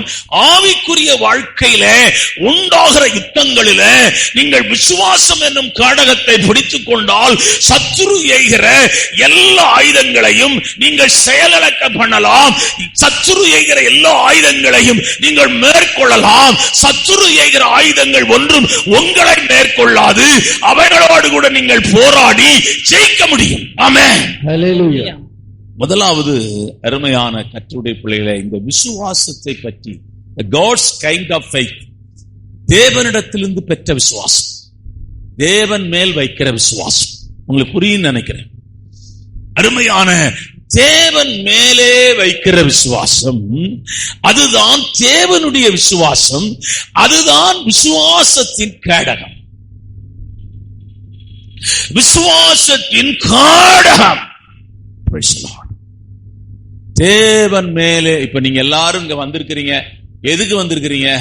இயேசுவை மேலே வைத்த விசுவாசத்தினாலே வந்திருக்கிறீர்கள். இயேசுவின் மேலே வைத்திருக்கிற விசுவாசத்திலே வந்திருக்கிறீர்கள். கர்த்தர் மேலே வைக்கிற விசுவாசம். இந்த விசுவாசம் அருமையான பிரச்சனையான நேரங்களில நீங்கள் அருமையான இந்த விசுவாசத்தின் தன்மையை குறித்து பேசுகிறேன். முதலாவது, இந்த விசுவாசம் எப்படிப்பட்ட தன்மை உடையது என்றால், இது தேவனை சார்ந்தே நிற்கும். கர்த்தர் பார்த்து விடுவார், அவர் நியாயம் செய்வார், அவர் வழக்காடுவார், அவர் யுத்தம் பண்ணுவார், அவர் நீதி செய்வார். இந்த மாதிரி பேச. ஆமென், ஹல்லேலூயா, ஆமென், ஹல்லேலூயா. இந்த மாதிரி பேசையா வாசிக்கலாம். ஏசாயா தீர்க்கதரிசன புத்தகம் 43 அதிகாரம் 2 வசனம். நீ தண்ணீர்களை கடக்கும்போது, தண்ணீரை கடக்கும்போது நான் உன்னோடு இருப்பேன், நான் உன்னோடு கூட இருந்தேன். நீ ஆறுகளை கடக்கும்போது, அவைகள் உன்மேல் புரளுவதில்லை, அவைகள் உன்மேலே பிரச்சனைகள் கூடாய் நீங்கள் நடக்கும்போது, பிரச்சனைகளுக்கூடாய் நீங்கள் கடந்து போகும்போது, இந்த விசுவாசம் உங்களிலே மேலோங்கி நிற்க வேண்டும். இந்த விசுவாசம் உங்களிலே வளர்ந்து காணப்பட வேண்டும். இந்த விசுவாசத்தின் மறைவிலே நீங்கள் இருக்க வேண்டும். இந்த விசுவாசத்தை நீங்கள் காத்துக்கொள்ள வேண்டும். இந்த விசுவாசம் செயல்படும்படியாய் நீங்கள் செயல்பட வேண்டும். அது எப்படி நடக்கும் என்றால், நீங்கள் தேவனை முற்றிலும் சார்ந்து கொள்ளும் போது, முற்றிலும் சார்ந்த யோபு சொல்லுகிறான், கர்த்தர் கொடுத்தார், கர்த்தர் எடுத்தார், கர்த்தருடைய நாமத்துக்கே ஸ்தோத்திரம். 100% சார்ந்திருந்தான். 100% சார்ந்திருந்தான். அதிலே அவனை ஒரு குறையும் சொல்ல முடியாது. அருமையான கர்த்தருடைய பிள்ளைகளே, ஆண்டவர் ஆபிரகாம் பிள்ளையை பலி செலுத்தும்படியாய் போகிறான். ஈசாக்கு கேட்கிறான், அப்பா அருமையான நீர், அருமையானவளே, வாழ் வச்சிருக்கிறீர், பந்தம் வச்சிருக்கிறீர், எல்லாம் வச்சிருக்கிறீர், ஆடு பலி செலுத்துகிறாடுங்க. அவன் சொல்லுகிறான், கர்த்தர் பார்த்துக் கொள்வார் என்று சொல்லுகிறான். ஹல்லேலூயா. பிரச்சனையான நேரங்களிலே நீங்கள் கர்த்தரை சார்ந்து கொள்ளுங்கள். ஆமென். ஆண்டவர் உங்களுக்காக யுத்தம் பண்ணுவாரையா? ஹல்லேலூயா. ஆண்டவர் உங்களுக்காக வழக்காடுவாரையா? உங்களுக்கு விரோதமா எழும்புகிற ஆயுதம் வாய்க்காதையா? 1000 10,000 பேர் உன் பக்கத்தில் விழுந்தாலும் அது உன்னை சேதப்படுத்தாதையா? அருமையான தேவனுடைய பிள்ளைகளே, 7 மடங்கு அக்கறை எரிந்து கொண்டிருக்கிறது. அவர் சொல்லுகிறார்கள், கர்த்தரை விடுவித்தாலும் விடுவிக்காமல் போனாலும் உண்டு பண்ணினதான அருமையான சிலையை நாங்கள் வழிபடுவதில்லை. ஹல்லேலூயா. உன்னை காண்கிற தேவன் உனக்காக ஒருவர் உண்டு. உனக்காக வழக்காடுகிற ஒருவர் உண்டு. உனக்காக யுத்தம் பண்ணுகிறவர். எதுக்காக சொல்ல வரேன்னா, கர்த்தர் உனக்காக நீ முற்றிலும் கர்த்தரை சார்ந்து கொள். முற்றிலும் ஆண்டவரை பிடித்துக்கொள். முற்றிலும் ஆண்டவரை சார்ந்து கொள். கர்த்தர் உனக்காக யுத்தம் பண்ணுகிறவர். உன் விசுவாசம் என்னும் கேடகம் செயல்படுவதை நீ பார்க்க முடியும். விசுவாசம் என்னும் கேடகம் அருமையான ஜீவன் பெறுகிறதை பார்க்க முடியும். விசுவாசம் என்னும் கேடகம் சத்துரு ஏகிற எல்லா ஆயுதங்களையும், வானமண்டலங்களிலே இருந்து பொல்லாத ஆவிகள் ஏகிற எல்லா பொல்லாத அஸ்திரங்களையும் அது அவிழ்த்து போடுகிறதை நீ பார்க்க முடியும். எப்பொழுது அருமையான இந்த விசுவாசம் செயல்படும் என்றால், முற்றிலும் கர்த்தரை நீ சார்ந்து கொள்ளும் போது. ஹல்லேலூயா. இரண்டாவது, இந்த விசுவாசம் என்னும் கேடகம், எல்லாவற்றுக்கும் மேலும் விசுவாசம் என்னும் கேடகம் செயல்பட வேண்டும் என்றால், ஆண்டவருடைய பிள்ளைகளுடைய பிரச்சனை என்னவென்றால், ஊழியக்காரனுடைய பிரச்சனை என்னவென்றால், அருமையான விசுவாசம் இருக்கிறது, ஆனால் அது செயல்படவில்லை. நல்லா புரிஞ்சுங்க. உங்களுக்கு எல்லாம் விசுவாசம் இருக்குது, ஆனா செயல்படவில்லை. ஏன் செயல்படவில்லை என்பதுதான் நான் உங்களோடு கூட பேசிக் கொண்டிருக்கிறேன். நீங்கள் பிரச்சனையான நேரத்தில் தேவனை சார்ந்து கொள்ளுங்கள். எதிரடையான சூழ்நிலை,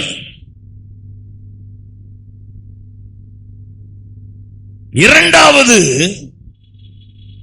தேவ சத்தத்தை கேட்க காத்திருங்கள். ஹல்லேலூயா. பிரச்சனை வருகிறது, காற்றடிக்கிறது, அலை எழும்புகிறது, மூழ்கி போகிற இடம். ஆனால் இவர்கள் இயேசு நம்மோடு கூட இருக்கிறார் என்ற உணர்வில்லை. நல்லா புரிஞ்சுடுங்கய்யா. ஆண்டவர் செய்கிற அற்புதம் பெருசா இருக்கு. ஆண்டவர் செய்கிற அற்புதம் பெருசா இருக்கும். நீங்க தேவ சத்தத்தை கேட்க காத்து. தேவ சத்தம் எங்க இருக்கிறது? தேவனுடைய சமூகத்தில். இவர் தேவ சமூகத்தில் இருக்குங்கிறார். அது வேணா ஒரு 50 மார்க் வேணா போடலாம். தேவ சத்தம் எங்க இருக்குது? வார்த்தை எங்கம்மா இருக்குது? அங்க எங்கேயாவது இருக்குதா? ஆலயத்தில் கையிலே வச்சிருக்கு. இதாயா தேவ சத்தம். ஆமென். ஆமென். ஆமென். ஒவ்வொரு மனுஷன் நீங்க தீர்க்கதரிசனம் கேட்க போகாதீங்க. அங்கங்க ஓடாதீங்க. அங்கங்க போய் ஜெபம் பண்றாரு, அவர் பண்றாரு, இவர் பண்றாரு போகாதீங்க. ஃபால்ஸ் டீச்சிங், ஃபால்ஸ் தீர்க்க தரிசனம். கையில வேற தீர்க்க தரிசன புத்தகத்தை வச்சுட்டு, பாஸ்டர் ஜெபம் பண்ணுங்க பாஸ்டர். அவன் என்ன பண்ணிருக்கான், இந்த அம்மா வயிறு கொஞ்சம் பெருசா இருந்திருக்கு, டெலிவரியில வயிறு பெருசாயிட்டு. அவன் என்ன தீர்க்க தரிசனம் சொல்லிருக்கான், அவன் வயிற்றுல கட்டி இருக்குங்கிறான். கட்டி இல்ல, ஒண்ணு இல்ல. அந்த அம்மா ஸ்கேன் பண்ணி பார்த்தா, நீ டெலிவரியில உனக்கு வயிறு பெருசாகி போச்சு. இல்ல அங்க ஒருத்தர் ஐயா ஜெபம் பண்ணாரு கட்டி இருக்குன்னு. இந்த கட்டி இருக்குன்னு நினைச்சே இந்த அம்மா செத்து போயிட்டு கவலையில. நீ அங்க எங்கேயும் போகாதையா. சிலர் என்ன பண்ணுவாங்கன்னா, நான் ஜிப்மர் ஆஸ்பத்திரிக்கு போனா சிலர் கைட் பண்ணுவோம். உங்க பாஸ் அங்க ஒண்ணு பார்க்க பாஸ், ஒண்ணு செய்ய பாஸ். நீ எங்க போறீங்க? உண்மையை நடந்தே சொல்றேன். மெட்ராஸுக்கு போறேன். மெட்ராஸ்ல எங்க போறீங்க? அப்போலோக்கு போறீங்களா? அங்க போவேன். இன்னொன்னு இருக்குது, 2-3 ஆஸ்பத்திரி பேர் இருக்கு, அங்க போ. சரி போங்க, கூட பணம் நிறைய இருக்கு போங்க. அங்க போய் உட்கார்ந்து இருந்தா ஜிப்மர்ல படிச்சு முடிச்ச டாக்டர் அங்க உட்கார்ந்து இருக்கிறார். ஏமா நீ அங்க இருந்து வந்த? நான் அங்கதானே இருந்தேன், என்ன காட்டிலும் படிச்சவங்க அங்க இருக்கிறாங்க. இந்த அம்மா கப்புன்னு போயிட்டு பலூன் வெடிச்ச மாதிரி 1.5 லட்சம் ரூபாய் கட்டிட்டு திரும்பி வந்தாங்க. ஜிப்மர்ல படிச்சவங்க தான் இந்தியாவில் எல்லா ஆஸ்பத்திரியிலும் மேக்சிமம் இருக்கிறாங்க. ஆமென். ஹல்லேலூயா. நான் சொல்றது உண்மை கிடையாது, உண்மையா சொல்றேன், உங்களுக்கு பிரசங்கம் பண்றேன். அருமையான ஆண்டவருடைய பிள்ளையே, இந்த கால வேளையில கர்த்தருடைய சத்தத்தை கேட்க காத்திரு. அருமையான பிரச்சனை வரும்போது வேதத்தை அதிகமாய் வாசி. அருமையான சங்கீதக்காரன் சொல்லுகிறார், நான் அமிழ்ந்து போயிருப்பேன். இந்த வேதம் எனக்கு மனமகிழ்ச்சியா இல்லாமல் போயிருந்தால் நான் அமிழ்ந்து போயிருப்பேன். ஹல்லேலூயா. உட்கார்ந்து அப்படியே ஆண்டவருடைய சமூகத்தில் உட்கார்ந்து கர்த்தர் பேசுவார். ஆமென். ஆண்டவர் பேசுவார். மகனே நீ பயப்படாதே, மகளே நீ பயப்படாதே, நான் உனக்காக யுத்தம் பண்ணுவேன். எவ்வளவு வசனம், 3500 வாக்குத்தத்தங்கள் இந்த வேத புத்தகத்தில் இருக்கிறது. இது வாக்குத்தத்தத்தின் புஸ்தகம். ஆமென். ஆமென். வாக்குத்தத்தத்தின் புஸ்தகம். ஆதியாகம புஸ்தகம் 3ஆம் அதிகாரம் 8, 9, 10 வாசிக்கலாம்.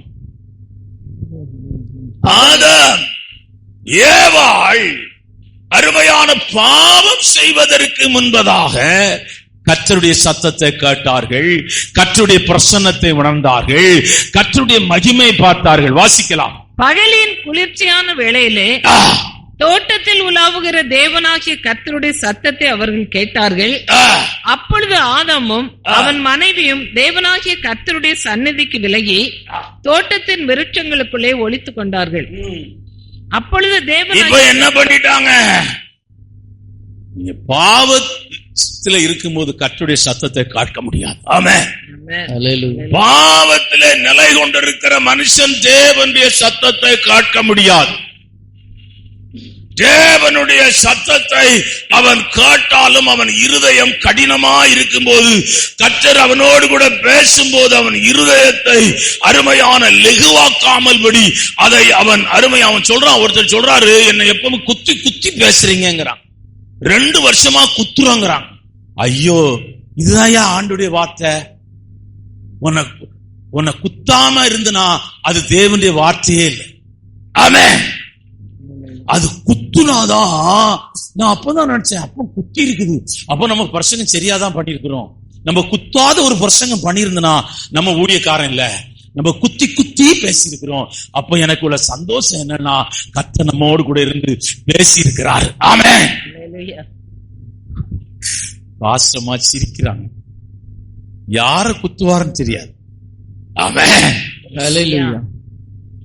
ஆஸ்பத்திரிக்கு போனா பிளேட் எடுக்கிறாங்க, எதுக்கு? வெட்டுறதுக்கு. என்னதான் நினைச்சாலும் சரி, அந்த காலம் ட்ரீட்மெண்ட் ரொம்ப மோசம். இன்னைக்கு எங்க ஊர்ல அவர் இருக்கார், அந்த காலத்து ட்ரீட்மெண்ட். இப்ப நீங்க படிச்சிருக்கிற டாக்டர்ஸ் எல்லாம் அங்க இருக்கிறீங்க.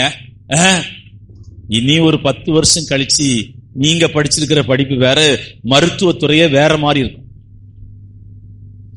இப்ப எல்லாம் கம்ப்யூட்டர் வச்சு ஆபரேஷன் பண்ணிட்டு இருக்கிறாங்க. இப்படியே பார்த்து இருக்கிறாங்க 2 டாக்டர், ஒரு தட்டிட்டே இருக்கிறாங்க. என்ன உள்ள தியேட்டருக்கு போனனால சொல்றேன், இப்படியே தட்டிட்டு இருக்கிறான். இனிமேல் நீங்க எப்படி இருக்குன்னு கேட்டீங்கன்னா, மிஷினே எல்லாம் பண்ணிடும். ஆமென். இப்ப மிஷின் பண்ணதான் செய்யுது. ஆனா பைபாஸ் சர்ஜரி கூட மிஷினே பண்ணிடும். கொண்டு போய் அவன் நெஞ்சில வச்சுட்டா போதும், அதே எல்லாம் பண்ணி டிச்சிங் போட்டு அந்த மிஷின் அப்படியே ஓரமா அப்படியே வந்துடும். நீங்க நினைக்கிறீங்களா? சிரிக்கிறாங்க நிறைய பேர். இதெல்லாம் நடக்குமா? நடக்கும். ஆமென்.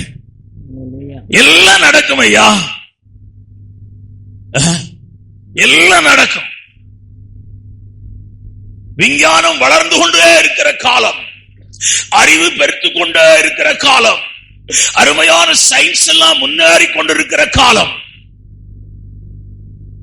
வேர்ல்டு ஃபுல்லா சேட்டலைட் அனுப்பிச்சிருக்கிறான். இப்ப இங்க தட்டி எடுத்து சிவாஜி நகர் கோரிமேடு பாஸ்டர் காந்தி பிரசங்கத்தை அமெரிக்கால இருந்து கேட்கணும்னு சொன்னா இந்த டைரக்ஷனுக்கு சேட்டலைட்டை திருப்பி அந்த நாசாவில இருந்து இந்த சேட்டலைட் அங்க திருப்பியா, மகிமை நாளைக்கு நேரம் திருப்பி எனக்கு கேட்கணியா, அங்க எவ்வளவு பேர் வர்றாங்க, அந்த சத்தம் என்னன்னு கேட்கணும்னா கேட்கலாம்யா. இங்க நடந்த அந்த நடிகை ஒருத்தர் விஜய் நடத்தின அந்த மகாநாட எங்க கேட்டுக்கிறாங்க தெரியும்? அமெரிக்காவில கேட்டுக்கிறாங்க. நாசால அதை திருப்புன்னு சொன்னா இவ்வளவு லட்சம் பேர் வர்றாங்க, திருப்பாங்க. என்ன போராட்டம் நடக்குது? அவன் சொன்னான் கட்சி கூட்டங்கிறான். இந்தியாவில இருந்து கட்சி கூட்டம் தான், வேற ஒண்ணும் நடக்கல, எங்களுக்கு சந்தேகமா இருக்குது. அவன் சொன்னான் அந்த சேட்டலைட்டை க்ளோஸ் பண்ணவே பண்ணாத, முடிகிறது வரையிலும் போடுன்ட்டான். இதெல்லாம் நடந்த சம்பவத்தை உங்களுக்கு சொல்லுகிறேன். அறிவு பெருத்து போன ஒரு காலம், அறிவு பெருத்து போன ஒரு காலம். சத்துருவாய பிசாசு அதிகமாய் கிரியை செய்கிற ஒரு காலம். ஒரு பக்கம் அறிவு பெருத்து போயிருக்கிறது, இன்னொரு பக்கத்துல சத்துரு பலமாய் பலமாய் பலமாய் கிரியை செய்ய. எந்த கொலையும் இவ்வளவு நடந்ததில்லை. தற்கொலை அதிகமா நடக்கிற மாநிலம் எது தெரியுமா உங்களுக்கு? சூசைட் அதிகமா நடக்கிற இந்தியாவில சின்ன மாநிலம் 17 லட்சம் பேர் இருக்கிறாங்க. பாண்டிச்சேரியில தான் தற்கொலை அதிகமா நடக்கணும். போலீஸ் ரிப்போர்ட் சொல்றேன். தேவனுடைய பிள்ளையே, கொடிய வியாதிகள், மருந்தே இன்னும் கண்டுபிடிக்க முடியாத வியாதிகள் இருக்கிற என்ன இருக்குது? எவ்வளவு வியாதி மருந்து கண்டுபிடிக்க முடியல. எல்லாம் எதுக்காய் சொல்ல வரேன்னா, சத்துருவாகிய பிசாசு அருமையான உங்களுக்குள்ள கிரியை செய்யும் போது நீ அமைதியாய் உட்கார்ந்து கர்த்தருடைய வார்த்தையை கேளுங்க. இந்த பிரச்சனையிலே நான் என்ன செய்வேன்? இந்த பிரச்சனையை எப்படி மேற்கொள்வது? இந்த பிரச்சனையிலே நான் எப்படி ஜெயம் பெறுவது?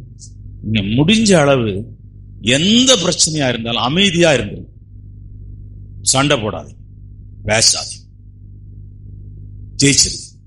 ஆமென். சண்டை போடாதீங்க. இங்க பாருங்க, எங்க ஆண்டவர் வந்து ஆதாம்கிட்ட பேசின, ஆதாம் எப்படி இருக்கிற? ஆதாம் நல்லா இருக்கிறேன்ப்பா. ஏவாள் எப்படிமா இருக்கிறீங்க? ஃபேமிலி எப்படி இருக்கு? உங்க குடும்பம் நல்லா இருக்குது. தேவ பிரசன்னம், தேவ சத்தம், தேவனுடைய மகிமை, நல்ல பழம், ஆயிரக்கணக்கான பழங்கள், ஆயிரக்கணக்கான பறவைகள், ஆயிரக்கணக்கான அருமையான பூச்செடிகள், எல்லாம் ஏதேன் தோட்டம், ஒரு மகிமையான இடம். ஆனா ஆண்டவர் எப்பொழுது போல வந்து அவர்களோடு கூட பேச உட்கார்ந்தா, இவன் மரத்துல மறைஞ்சு கிடக்கிறாயா, ஏன்னா சத்துரு அவனை மேற்கொண்டு விட்டான்.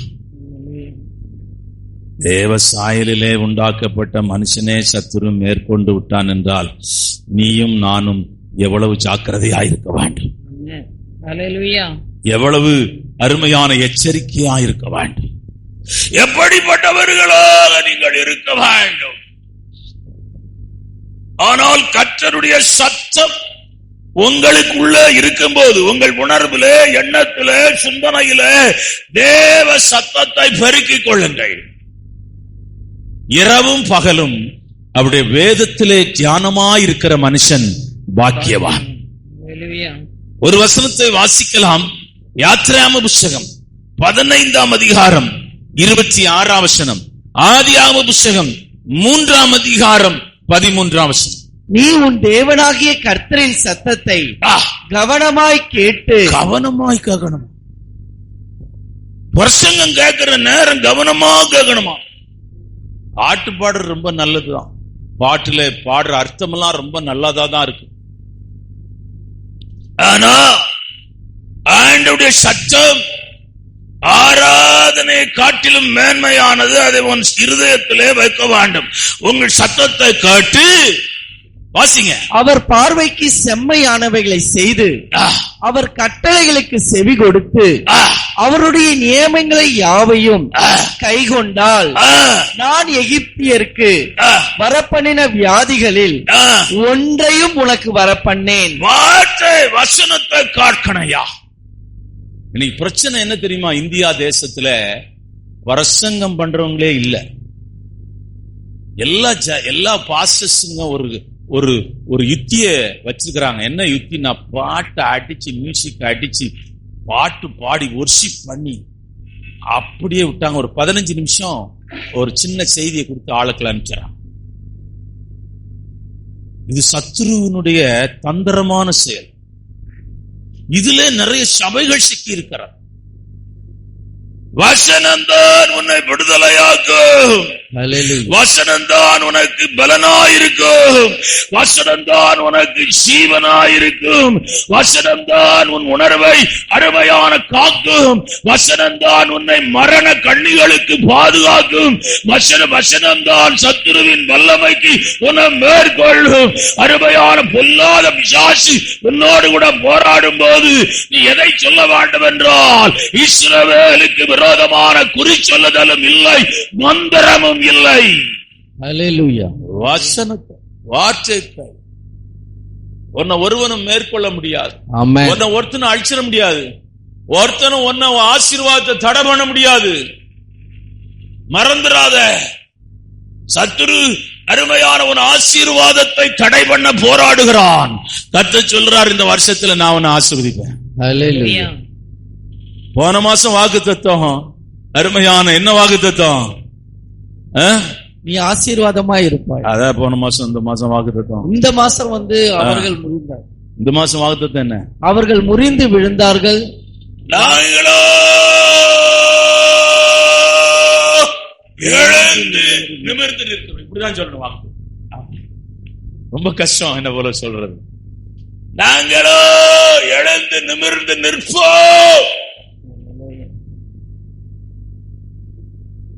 வாக்குத்தத்தத்தை நீங்க வந்து தேவனுடைய பிள்ளை கேளுங்க. தோல்வியோடு இருக்கிற ஆள்கிட்ட பேசாது, பழகாது. நோ ஃப்ரெண்ட்ஷிப் வைக்காது, ஃப்ரெண்ட்ஷிப்பே வைக்காது. ஏன்னா அவன்கிட்ட நீ போனேன்னா ஒரு பின்மாற்றக்காரன். அவன் எப்பவுமே தோல்வியை பற்றியே பேச. ஆமா, எங்களுக்கு தெரியாதான், எல்லாம் அப்படிதான், எல்லாம் இப்படிதான், எல்லாம் முடியாது. இந்த பேக் ஸ்லைட் பீப்புளுங்க, பின்மாற்றத்தில் இருக்கிற ஜனங்க எப்பொழுதும் சபையை குறை சொல்வார்கள், ஊழியக்காரனை குறை சொல்லுவாங்க. அது ஈவில் ஸ்பிரிட், அது பிசாசுடைய ஆவி, பொல்லாத ஆவி. அப்படிப்பட்டவர்களோடு கூட நீங்கள் தொடர்பு வைக்காது. நீங்க தொடர்பு யாரு கூட வைக்கணும்னா, உங்களுடைய ஃப்ரெண்ட்ஷிப் எப்படி இருக்கணும்னா, ஜெயம் பெறுகிற தேவனுடைய பிள்ளைகளோடு கூட இருக்கணும். ஆமென். ஜெயம் பெறுகிறவர்களோடு கூட இருக்கணும். நீங்க ஜெயத்தை அருமையான தேவனுடைய பிள்ளை, அவர்கள் தான் அருமையான தேவன். அவர்களுடைய வார்த்தைகள் எல்லாம் உன்னை ஜெயத்துக்கு நேரே நடக்கும். ஆமென். படிக்க முடியாது, இந்த போர்ஷனை படிக்க முடியாது நினைக்கவே நினைக்காது. முடியாதுன்னு அவன் மார்க் வாங்குவான், நான் சொல்றேன் முடியும். ஆமென். ஜெயம் வரும். பரீட்சை எழுதி வெளியே வரும்போது நிறைய பேர் பயத்தோடு தான் வருவாங்க. இன்டர்வியூ அட்டெண்ட் பண்ணிட்டு நிறைய பேர் பயத்தோடு கூட தான் வருவாங்க. ஆனா கர்த்தர் ஜெயம் தருவார். பேர் எனக்கு மறந்து போச்சு, திடீர்னு எழுதி போயிட்டாவா. ஜிக்மர்ல முதல் பரீட்சையிலையும் முதல் மார்க்காம், ஃபர்ஸ்ட் மார்க். அவர் சொல்றார், ரெண்டாவது நான் பரீட்சை எழுதும் போது எனக்கு ஃபர்ஸ்ட் மார்க். எனக்கு அது ரொம்ப ஆச்சரியமா. ஜிக்மர்ல ஃபர்ஸ்ட் மார்க் எடுக்கிறது சாதாரண காரியம் கிடையாது. ரெண்டாவது முறையும் ஃபர்ஸ்ட் மார்க். தேவனுடைய பிள்ளையே, நீங்கள் தேவனுடைய சத்தத்தை காளுங்கள். தேவனுடைய சத்தம் இருக்கிற இடத்துல சுந்தரத்தை பற்றி ஒரு சாட்சி சொன்னார். அவர்கிட்ட சிலர் வரும்போது, அந்த அவர் சரியில்லை, இது சரியில்லை, அது சரியில்லை, இது சரியில்லை, கொஞ்ச நேரம் கேட்டுட்டு இருப்பாராம். ரொம்ப ஹைட்டா இருப்பார், நான் அவரை பார்த்திருக்கிறேன். அவங்கதான் இந்தியாவில இப்போ பெரிய சபை அவங்கதான் வச்சுக்கிறாங்க. அவர் இறந்து போயிட்டார். ரொம்ப ஹைட்டா இருப்பார். ஒரு சத்தம் கொடுப்பாரா, ஸ்டாப் சொன்னவன் நடிங்கிடுவான், அடிச்சு போடுவார். அப்படி ஒரு சத்தம் கொடுப்பார். தேவனுடைய சத்தத்தை மாத்திரம் பேச. ஆமென். ஹல்லேலூயா. தேவனுடைய சத்தத்தை பேச. வீழ்ந்து போனவனையும் குறை கண்டு குறை சொல்லுகிறவனையும் அருமையான நீ ஸ்டாப் பண்ணலனா உன் விசுவாசம் செயல்படாது. விசுவாசம் செயல்படவே செய்யாது. இப்ப நம்ம பாக்குறவங்க, இப்ப நம்ம பேசுறவங்க நாளைக்கு இருப்பாங்க, என்ன கேரண்டி இருக்குதுயா? என்ன கேரண்டி இருக்குது சொல்லு? நாளைக்கு நான் இருக்கிறேன், ஹெல்த்தியா இருக்கிறேன். என் கூட ஒரு வாக்கிங் ஒருத்தர் வருவார். அவர் பேரு, அவர் மெடிக்கல் டிபார்ட்மெண்ட் ஆள் தான். அவர் பேர் சந்தர்ராஜ் அவர் பேர். ஐயோ, அவர் நடக்கிறத பாத்தீங்கன்னா அவ்வளவு ஸ்பீடா நடப்பார். அவர் கூட என்னால் நடக்க முடியாது. எத்தனை ரவுண்டு பிரதர் நடந்திருக்கிறீங்க? 12 பார், 13 பார்.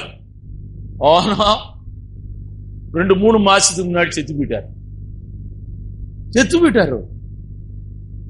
என் கூட நடந்தவங்க நம்பவே முடியல, எப்படி நடக்கிறவர் எப்படி செத்து போயிட்டாரு. பாடி ஹெல்த்தா வச்சுக்கிறாங்க. சுகர் பாப்பாரு, பிபி பாப்பாரு, கொலஸ்ட்ரால் பாப்பாரு, ஹார்ட் பீட் எல்லாம் பாத்துக்கிடுவாரு. எல்லாம் கரெக்டா மெடிக்கல் செக்அப் இருக்கும். ஆனா ஆண்டவர் கரத்துலதான் ஆயுசு நாள் இருக்கு. ஆண்டவருடைய கரத்திலே இருக்கிறது. நீ பிரச்சனை வரும்போது உன் விசுவாசம் என்னும் காடகம் செயல்பட வேண்டும் என்றால் அருமையான 4வது ஒருவர் அக்கினியிலே உலாவுகிறார். அருமையான தானியேலின் வாய், சிங்கத்தின் வாயை கட்ட சிங்கக்கவிக்குள்ளே ஒருவர் உலாவிக் கொண்டிருக்கிறார். சிறைச்சாலையின் கம்பிகளை உடைக்கும்படியாய் கர்த்தருடைய வல்லமை வெளிப்பட்டிருக்கிறது. இந்த வல்லமை எரிகோவின் பட்டணம் அருமையான தகர்ந்து போனது.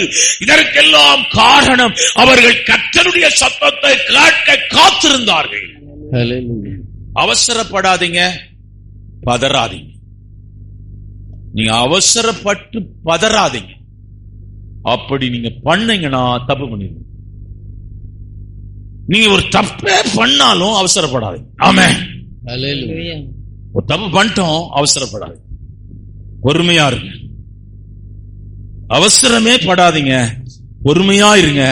ஆண்டவர் பேசுவார். ஆண்டவர் பேசுவதற்கு உன் இருதயத்தை திறந்து கொடு. ஆமென். ஆண்டவர் பேசுவதற்கு உன் இருதயத்தை திறந்து கொடு. ஆண்டவர் அருமையான தேவனுடைய பிள்ளைகளை வசனத்தின் மூலமாய் பேசுவார். சபையிலே ஊழியக்காரன் மூலமாய் பேசுவார். ஆமென். சபையிலே ஆவியானவர் பேசுவார். ஹல்லேலூயா. வேற ப்ராசஸ் எல்லாம் ஒண்ணும் கிடையாது. இந்த சபைக்கு வராதவங்க தான் அங்க இங்கே போயிட்டு அதை இதையும் கேட்டுட்டு அங்க எங்க ஜெபம் பண்ணி ஒவ்வொருத்தரும் ஒன்னு சொல்றத கேட்டுட்டு இருக்கு.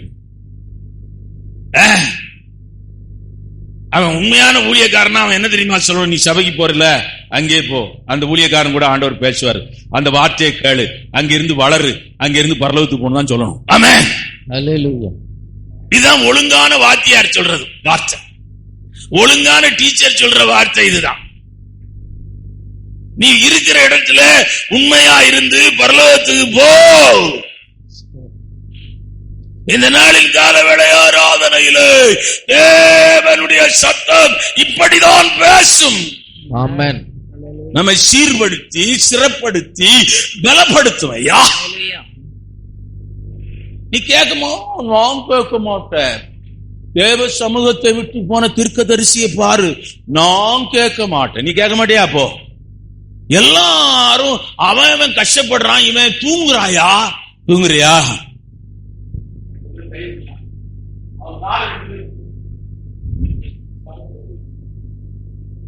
சாகிறதுக்கு ரெடியா இருக்கிறான், ஆனா தேவ சத்தம் கேட்க ரெடியா இல்ல. அப்படியா? நீ சாக மாட்ட. நீ நான் அனுப்புற இடத்துக்கு நீ போறது வரைக்கும் சாக மாட்டான். மீன் வருது, அது பாவமே பாவம். நல்லா சாப்பிட்டுட்டு ரெஸ்ட் எடுத்துட்டு இருக்கிற இடத்துல 3 நாள் அது சாப்பிடாது. இவனை வயிற்றுக்குள்ள வச்சுட்டு இவனை மிஷினை லேசா ஆன் பண்ணா போதும், அதுக்குள்ள மிஷின் எலும்பெல்லாம் நொறுங்கி போயிடும். அது ஆண்டவர் அனுப்புன மனுஷன். நம்ம சாப்பிடக்கூடாதுன்னு அது சொல்லுது. நீ போய் நினிவேல போய் கக்கு. எப்ப தெரியுமா கக்க ஆரம்பிச்சு? 3வது நாள் இவன் சத்தம் போடுறான். அப்பந்தான் அந்நிய பாஷை வருது, அப்பந்தான் ஜெபம் வருது, அப்பந்தான் ஆராதனை எல்லாம் நடக்கு. நான் என்னையும் சேர்த்தே பிரசங்கம் பண்றேன். அப்பந்தான் எல்லாம் நடக்குது. நான் இதுவரையில் இப்படி ஜெபம் பண்ணதே கிடையாது. ஆமென். ஹல்லேலூயா. போன மாசம் ஃபுல்லா, இந்த மாசம் ஃபுல்லா, இப்ப இந்த மாசம் ஃபுல்லா இப்படி நான் உட்கார்ந்ததே கிடையாது. தேவ சத்தத்தை காட்டும் வரையிலும் தெய்வம் உன்னை விடவே மாட்டார். ஹல்லேலூயா. விட மாட்டாரியா? அங்க போய் உட்கார்ந்தா அங்க ஒரு பிரதர் பேசுறார், மோகன் சி லாசரஸ் பேசுறார். சபையை விட்டு வந்திருக்கிறாயா? ஊழியக்காரனை துக்கப்படுத்தி வந்திருக்கிறாயா? மகனே மனம் திரும்பும் சொல்றார். என்னடா இங்க வந்து பார்த்தா இந்த ஆள் இப்படி பேசுறார், சாபம் வரும் அப்படி பேசுறார் அவரு. இன்னொரு இடத்துல போய் உட்கார்ந்து இருந்தனா அங்கேயும் பாஸ் ஒருத்தர் பேசுறாரு, உன் வழியெல்லாம் சரியில்லை, அழைப்பை விட்டு வெளியே வந்திருக்கிறாய், ஊழியத்தை விட்டு வெளியே வந்திருக்கிறாய், மனம் திரும்பாவிட்டால் உன் விளக்கு தண்டை நான் எடுத்து போடுன்னு அங்க பேசுறாரு. சரி, இனிமேல் எங்கேயுமே போக கூடாது, வீட்டுல உட்கார்ந்து இருந்தா மாச பத்திரிகை அப்படி தூக்கி போடுறான் போஸ்ட்மேன். அந்த முதல் பக்கத்துல என்ன இருக்குதுன்னா, ஆயத்தமாக இயேசு வருகிறார்கள். பத்திரிகை தூக்கி அப்படி வீசினா பின்பக்கத்திலையும் ஒரு வார்த்தை இருக்குது. என்ன வார்த்தை இருக்குதுன்னா, நீ மனம் திரும்பு, மனம் திரும்பு. அவன் 10 தடவை பிரிண்ட் பண்ணிருக்கான், ஏன்னு தெரியல. ஆஸ்பத்திரிக்கு அங்க போனா கலண்டர் தொங்குது, ஆதியிலே செய்த கிரியையை செய் மகனே, ஆதியிலே செய்த கிரியை விட்டு விடாதே. ஆஸ்பத்திரி கலண்டர் நீ தொட்டா ஒண்ணு விடுவாங்களாங்க? அதை ஒண்ணுமே நீ செய்ய முடியாது. வேணா உன் முகத்தை எப்படி வேணா திருப்பிக்கிடலாம். நான் ஆஸ்பத்திரியில போய் உட்கார்ந்து இருக்கிறேன், அவங்க கலண்டர்ல நான் என்ன நினைச்சேனோ அது அங்க போட்டிருக்கு. ராத்திரி 12 மணி ஐசியூ வார்டுல, இந்த ஜிக்மர்ல. ஆண்டவருடைய வார்த்தை உன்னை பின்தொடர்ந்து வரும். ஆண்டவருடைய வார்த்தை உன்னை விடவே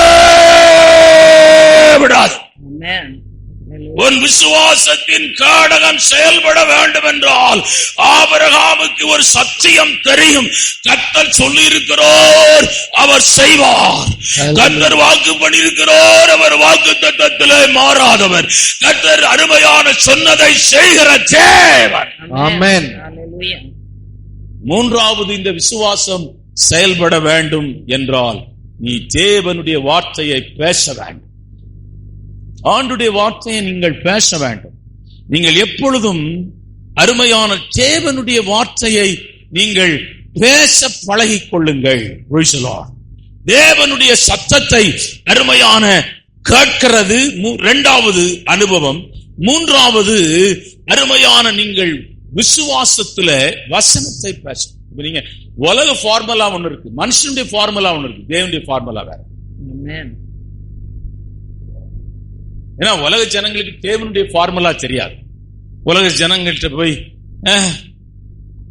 எங்க வீட்டுல எங்க அக்காட்ட போய் ஏமா நீ ரட்சிக்கப்படணுமான்னு கேட்டா அது 1/2 மணி நேரம் சிரிக்குது. என்னடா நான் ரட்சிக்கப்படணுமா அப்படின்னா என்னடான்னு சொல்லி அது சிரிப்பு தாங்க. ஏன்னா இது அவங்க கேட்டதே இல்லை, இப்படி ஒரு வார்த்தையை கேட்டதில்ல.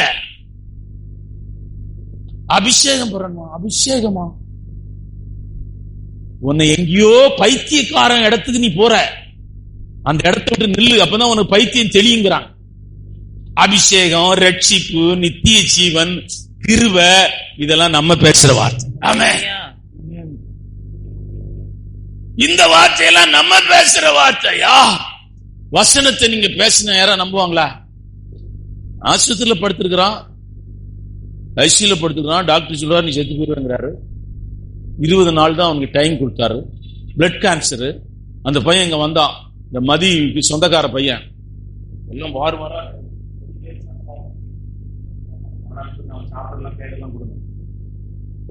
ஒரு வேஸ்ட் 4 முளை வேஸ்ட் கூட கட்ட முடியாது.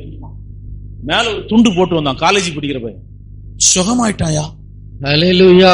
இங்க வந்து சுகமாயிட்டான். ஆமென். அவன் இந்து பையன். அவன் ஒரு நாள் வந்து பேண்ட் சட்டை கிட்ட பெல்ட் கில்ட் எல்லாம் கட்டிட்டு வர்றான். என்ன தெரியுதா பாஸ்டர்ங்கிறான். உனக்கு தெரியலப்பா, நான் தான் சார் இங்க வந்து சுகமான. அவன் சிதம்பரம் பக்கத்தில் இருக்கிறான். எதுக்கா சொல்றேன்னா, அருமையான கர்த்தருடைய வார்த்தையை நீங்கள் பேசுங்க. ஆஸ்பத்திரியில போயிட்டு நீ ரிப்போர்ட் எல்லாம் பார்க்காதீங்க. ரிப்போர்ட் இந்த மெடிக்கல் இருக்கிறவங்க எல்லாம் போன உடனே அந்த சேட்டை தான் தூக்குவாங்க. அப்படியா? மாத்திரையா? வியாதியா? இப்படி இவங்களே ஊங்கிறது. பெட்ல படுத்திருக்கிறவங்க என்னடா இவங்க ஆங்கிறாங்க, ஊங்குறாங்க. ரிப்போர்ட், மெடிக்கல் ரிப்போர்ட் அவங்க படிச்சதை அதுல எழுதியிருக்கிறாங்க. நீ படிச்சிருக்கிறது வேற. ஆமென். ஹல்லேலூயா. நீ அதெல்லாம் பார்க்காத. இயேசு சுகமாக்குவார். ஸ்தோத்திரம். இயேசு விடுதலையாக்குவார். ஹல்லேலூயா. கவலைப்படாத, சோர்ந்து போகாத, கர்த்தர் உனக்கு ஜீவனை தருவார். இப்படிதான் நீ பேசணும். அப்படி அப்படியே அவன் செத்து போனாலும் நீ போய் பேசணும், அவன் பரலோகத்துக்கு போயிட்டான்னு சொல்லணும். ஐயோ போயிட்டாரோ, அவன் எப்பவுமே ஆண்டோடைய பிள்ளைகள் அருமையான பாசிட்டிவா பேச, நெகட்டிவா பேச. இந்த சத்தத்தை எல்லாம் போடாதீங்க. உடம்பு சரியில்லை, படிக்கல, சுத்தமா படிக்காதவங்க பெரிய போஸ்ட்ல இருக்கிறாங்க, படிச்சு வந்து எனக்கு ஆச்சரியமா இருக்கும், இவன் இவ்வளவு படிச்சுட்டான், நான் இவ்வளவு பெரிய நிலைமைக்கு வந்துட்டாங்க. கர்த்தர் உங்களுக்கு அற்புதம் செய்கிற தேவன். ஆமென். ஆண்டவர் உங்களுக்கு அற்புதம் செய்கிற தேவன். ஆண்டவர் எந்த துறையா இருந்தாலும் அந்த துறையில உங்களை பிரகாசிக்க பண்ணுவார். அந்த துறையில நீங்கள் நட்சத்திரங்களை போல இருப்பீர்கள். ஆமென். அந்த துறையில போய் சொல்லுவோம். எந்த துறையா இருக்கு, எந்த துறையா இருக்கு, ஒரு முறை பிரகாசிக்க எந்த மனுஷனையும் பிரகாசிப்பிக்கிற மெய்யான ஒளியே அந்த ஒளி. ஹல்லேலூயா. எந்த மனுஷனும். ஆகவே நீங்கள் பேசும்போது கர்த்தருடைய வார்த்தையை பேசுங்க. 2 ராஜாக்களின் புத்தகம் 6ஆம் அதிகாரம் 15ஆம் வசனத்தை வாசி. அதற்கு அவன் பயப்படாதே, அவர்களோடு இருக்கிறவர்களை அவர்களோடு கூட இருக்கிறவர்களை காட்டி நம்மோடு இருக்கிறவர்கள் அதிகம் என்றான். நீங்க யாரையும் அற்பமா நினைச்சிடாதீங்க, சாதாரணமா நினைச்சிடாதீங்க. கர்த்தர் அவங்களுக்காய் வழக்காடுவார். நீங்க வசனத்தை சொல்லுங்க. அவர்களோடு வேலைக்காரன் காலம் சொல்றான், பெலிசியர் சேனை ஃபுல்லா நிக்குது. அப்பா ஊழியர் நாங்க 2 பேரு. நீ சொல்லலாம், எஜமானே நம்ம முடிஞ்சோம், ஜோலி முடிஞ்சு நமக்கு. எலிசாவிட்ட சொல்றான், எலிசா சொல்றான், உன் கண்ணை திறந்து பாரு, அக்கினி மயமான ரதங்களும் அக்கினி ரதமான குதிரைகளும் நம்மை சூழ்ந்து நிற்கிறது. அதை கடந்து வந்தால்தான் நம்மை கொல்ல முடியும். அவர்களோடு கூட இருக்கிறவர்களை காட்டிலும் நம்மோடு கூட இருக்கிற அதிகம். கொஞ்ச ஜனம் என்று கர்த்தர் உங்களை தெரிந்து கொள், அதிகமான ஜனம் என்று கர்த்தர் உங்களை தெரிந்து கொள்ளவில்லை. கொஞ்ச ஜனமா நீங்கள் இருந்ததுனாலே கர்த்தர் உங்களை தெரிந்து கொள்ள. வசனத்தை பேசுங்க, வசனத்தை பேச பிள்ளைகளுக்கு கற்றுக். அவங்களை திட்டும் போது அருமையான சனியன, நம்ம ஊர்ல அப்படிதான் சில மண்ணாங்கட்டி, ஆது ஏது லொட்டு லொடுக்கு பைத்தியம், ஆது ஈது, இந்த மாதிரிலாம் திட்டாதீங்க. அப்படி பழகிட்டோம். உங்க அப்பனை போல இருக்கிற, அப்பனை போல அச்சு வச்சிருக்க. அவன் ஊர் சுத்தினா நீனும் ஊர் தான் சுத்தப்படுற. அவன் படிக்கல, நீனும் படிக்க மாட்டான். ஸ்தோத்திரம். இப்படிலாம் சொல்லாத அருமையான தேவனுடைய பிள்ளைகளே. அவர்கள் ஆண்டவர் உனக்கு கொடுத்த குழந்தை, அவர்களுக்கு வசனத்தை சொல், அவர்களுக்கு தேவனுடைய வார்த்தையை சொல். அவங்க ஒருவேளை ஒரு சப்ஜெக்ட்ல தோத்துட்டு வந்தா போட்டு அடின்னு அடிக்கணும். நீ அடிக்காத. இந்த நாளின் கால வேளையில நல்ல வார்த்தையை பேச. ஆமென். ஹல்லேலூயா. அடுத்தபடியாக நான் சொல்லி முடிக்கிறேன், நீங்கள் காத்திருங்கள். ஆமென். நான் வசனம் நான் சொல்லியிருக்கேன், எழுதியிருக்கேன். விசுவாசம் அப்படியே நாம் ஜெபம் பண்ணுவோம். நேராயிட்டு அப்படியே ஜெபம் பண்ணுவோம். நம்ம காத்திருக்கிற காடகம், விசுவாசம் என்னும் காடகம் அருமையான செயல்பட்டால் மாத்திரமே பொல்லாத ஆவிகளோடு கூட நாம் போராடி ஜெயிக்க முடியும். நீ சாவதில்லை, நீ மரிப்பதில்லை. கர்த்தர் உனக்கு வாழ்வு வைத்திருக்கிறார். உனக்கென்று ஒரு வாழ்க்கை உண்டு, உன் குடும்பத்திலே ஒரு வாழ்க்கை உண்டு, உன் பிள்ளைகளுக்கு ஒரு வாழ்வு உண்டு, உன் சபைக்கு ஒரு வாழ்வு உண்டு. கர்த்தர் வாழ்வு வைத்திருக்கிறார். சத்துரு தோற்று போவான், அவன் தோற்று போனவன் தானே, தோற்று போனவன் தானே. பொல்லாத ஆவிகள் உன்னை மேற்கொள்வதில்லை, பொல்லாத ஆவிகள் உண்மையில் செயல் கொள்வதில்லை. பொல்லாத ஆவிகள் போராடும், ஆனால் அது தோற்று போகும், தோற்று போகும். கர்த்தரே உனக்கு ஜெயம் கொடுக்கிறவர், கர்த்தரே உனக்கு வாழ்வு கொடுக்கிறவர், கர்த்தரே உன்னை ஆசீர்வதிக்கிறவர், உன்னை எடுத்து நிமிர்ந்து நிலைநிறுத்துகிறவர் தேவனாய கர்த்தர். கர்த்தர் உன்னை ஆசீர்வதிப்பார். கவலைப்படாதே, சோர்ந்து போகாதே, பயப்படாதே. சூழ்நிலைகள், சத்துரு போராடுகிற எல்லா போராட்டங்களிலும் கர்த்தர் உனக்கு ஜெயம் கொடுப்பார், ஜெயம் கொடுப்பார், ஜெயம் கொடுப்பார். அவரை சார்ந்து கொள், அவருடைய வார்த்தையை பேசு, அவருடைய அற்புதத்துக்காய் காத்திரு. ஓ ரபா காத்தா ராகா தூராபானா. விசுவாசம் என்னும் கேடகம் செயல்படும். விசுவாசம் என்னும் செயல் பட ஆரம்பித்தால் சத்துரு ஏகிற எல்லா அக்கினி ஆசிரங்களும் அவிழ்ந்து போகும், மடிந்து போகும். கர்த்தாவே பேசின வார்த்தைகளுக்காய் ஸ்தோத்திரம். இந்த பிள்ளைகளை நான் ஆசீர்வதிக்கிறேன். ஆசீர்வதி இயேசுவின் நாமத்தில் ஜெபிக்கிறேன். என் ஆத்துமாவே கர்த்தரை ஸ்தோத்திரி, என் முழுவதுமே பரிசுத்த நாமத்தை ஸ்தோத்திரி. என் ஆத்துமாவே கர்த்தரை ஸ்தோத்திரி, அவர் செய்த சகல உபகாரம். கர்த்தராகிய இயேசு கிறிஸ்துவின் கிருபை, பிதாவுடைய அன்பு, பரிசுத்த ஆவியானவருடைய அன்பின் ஐக்கியமும் இந்த காலை வேளை ஆராதனையில் வந்த ஒவ்வொருவரோடும் விசேஷ விதமாயிருக்கும்.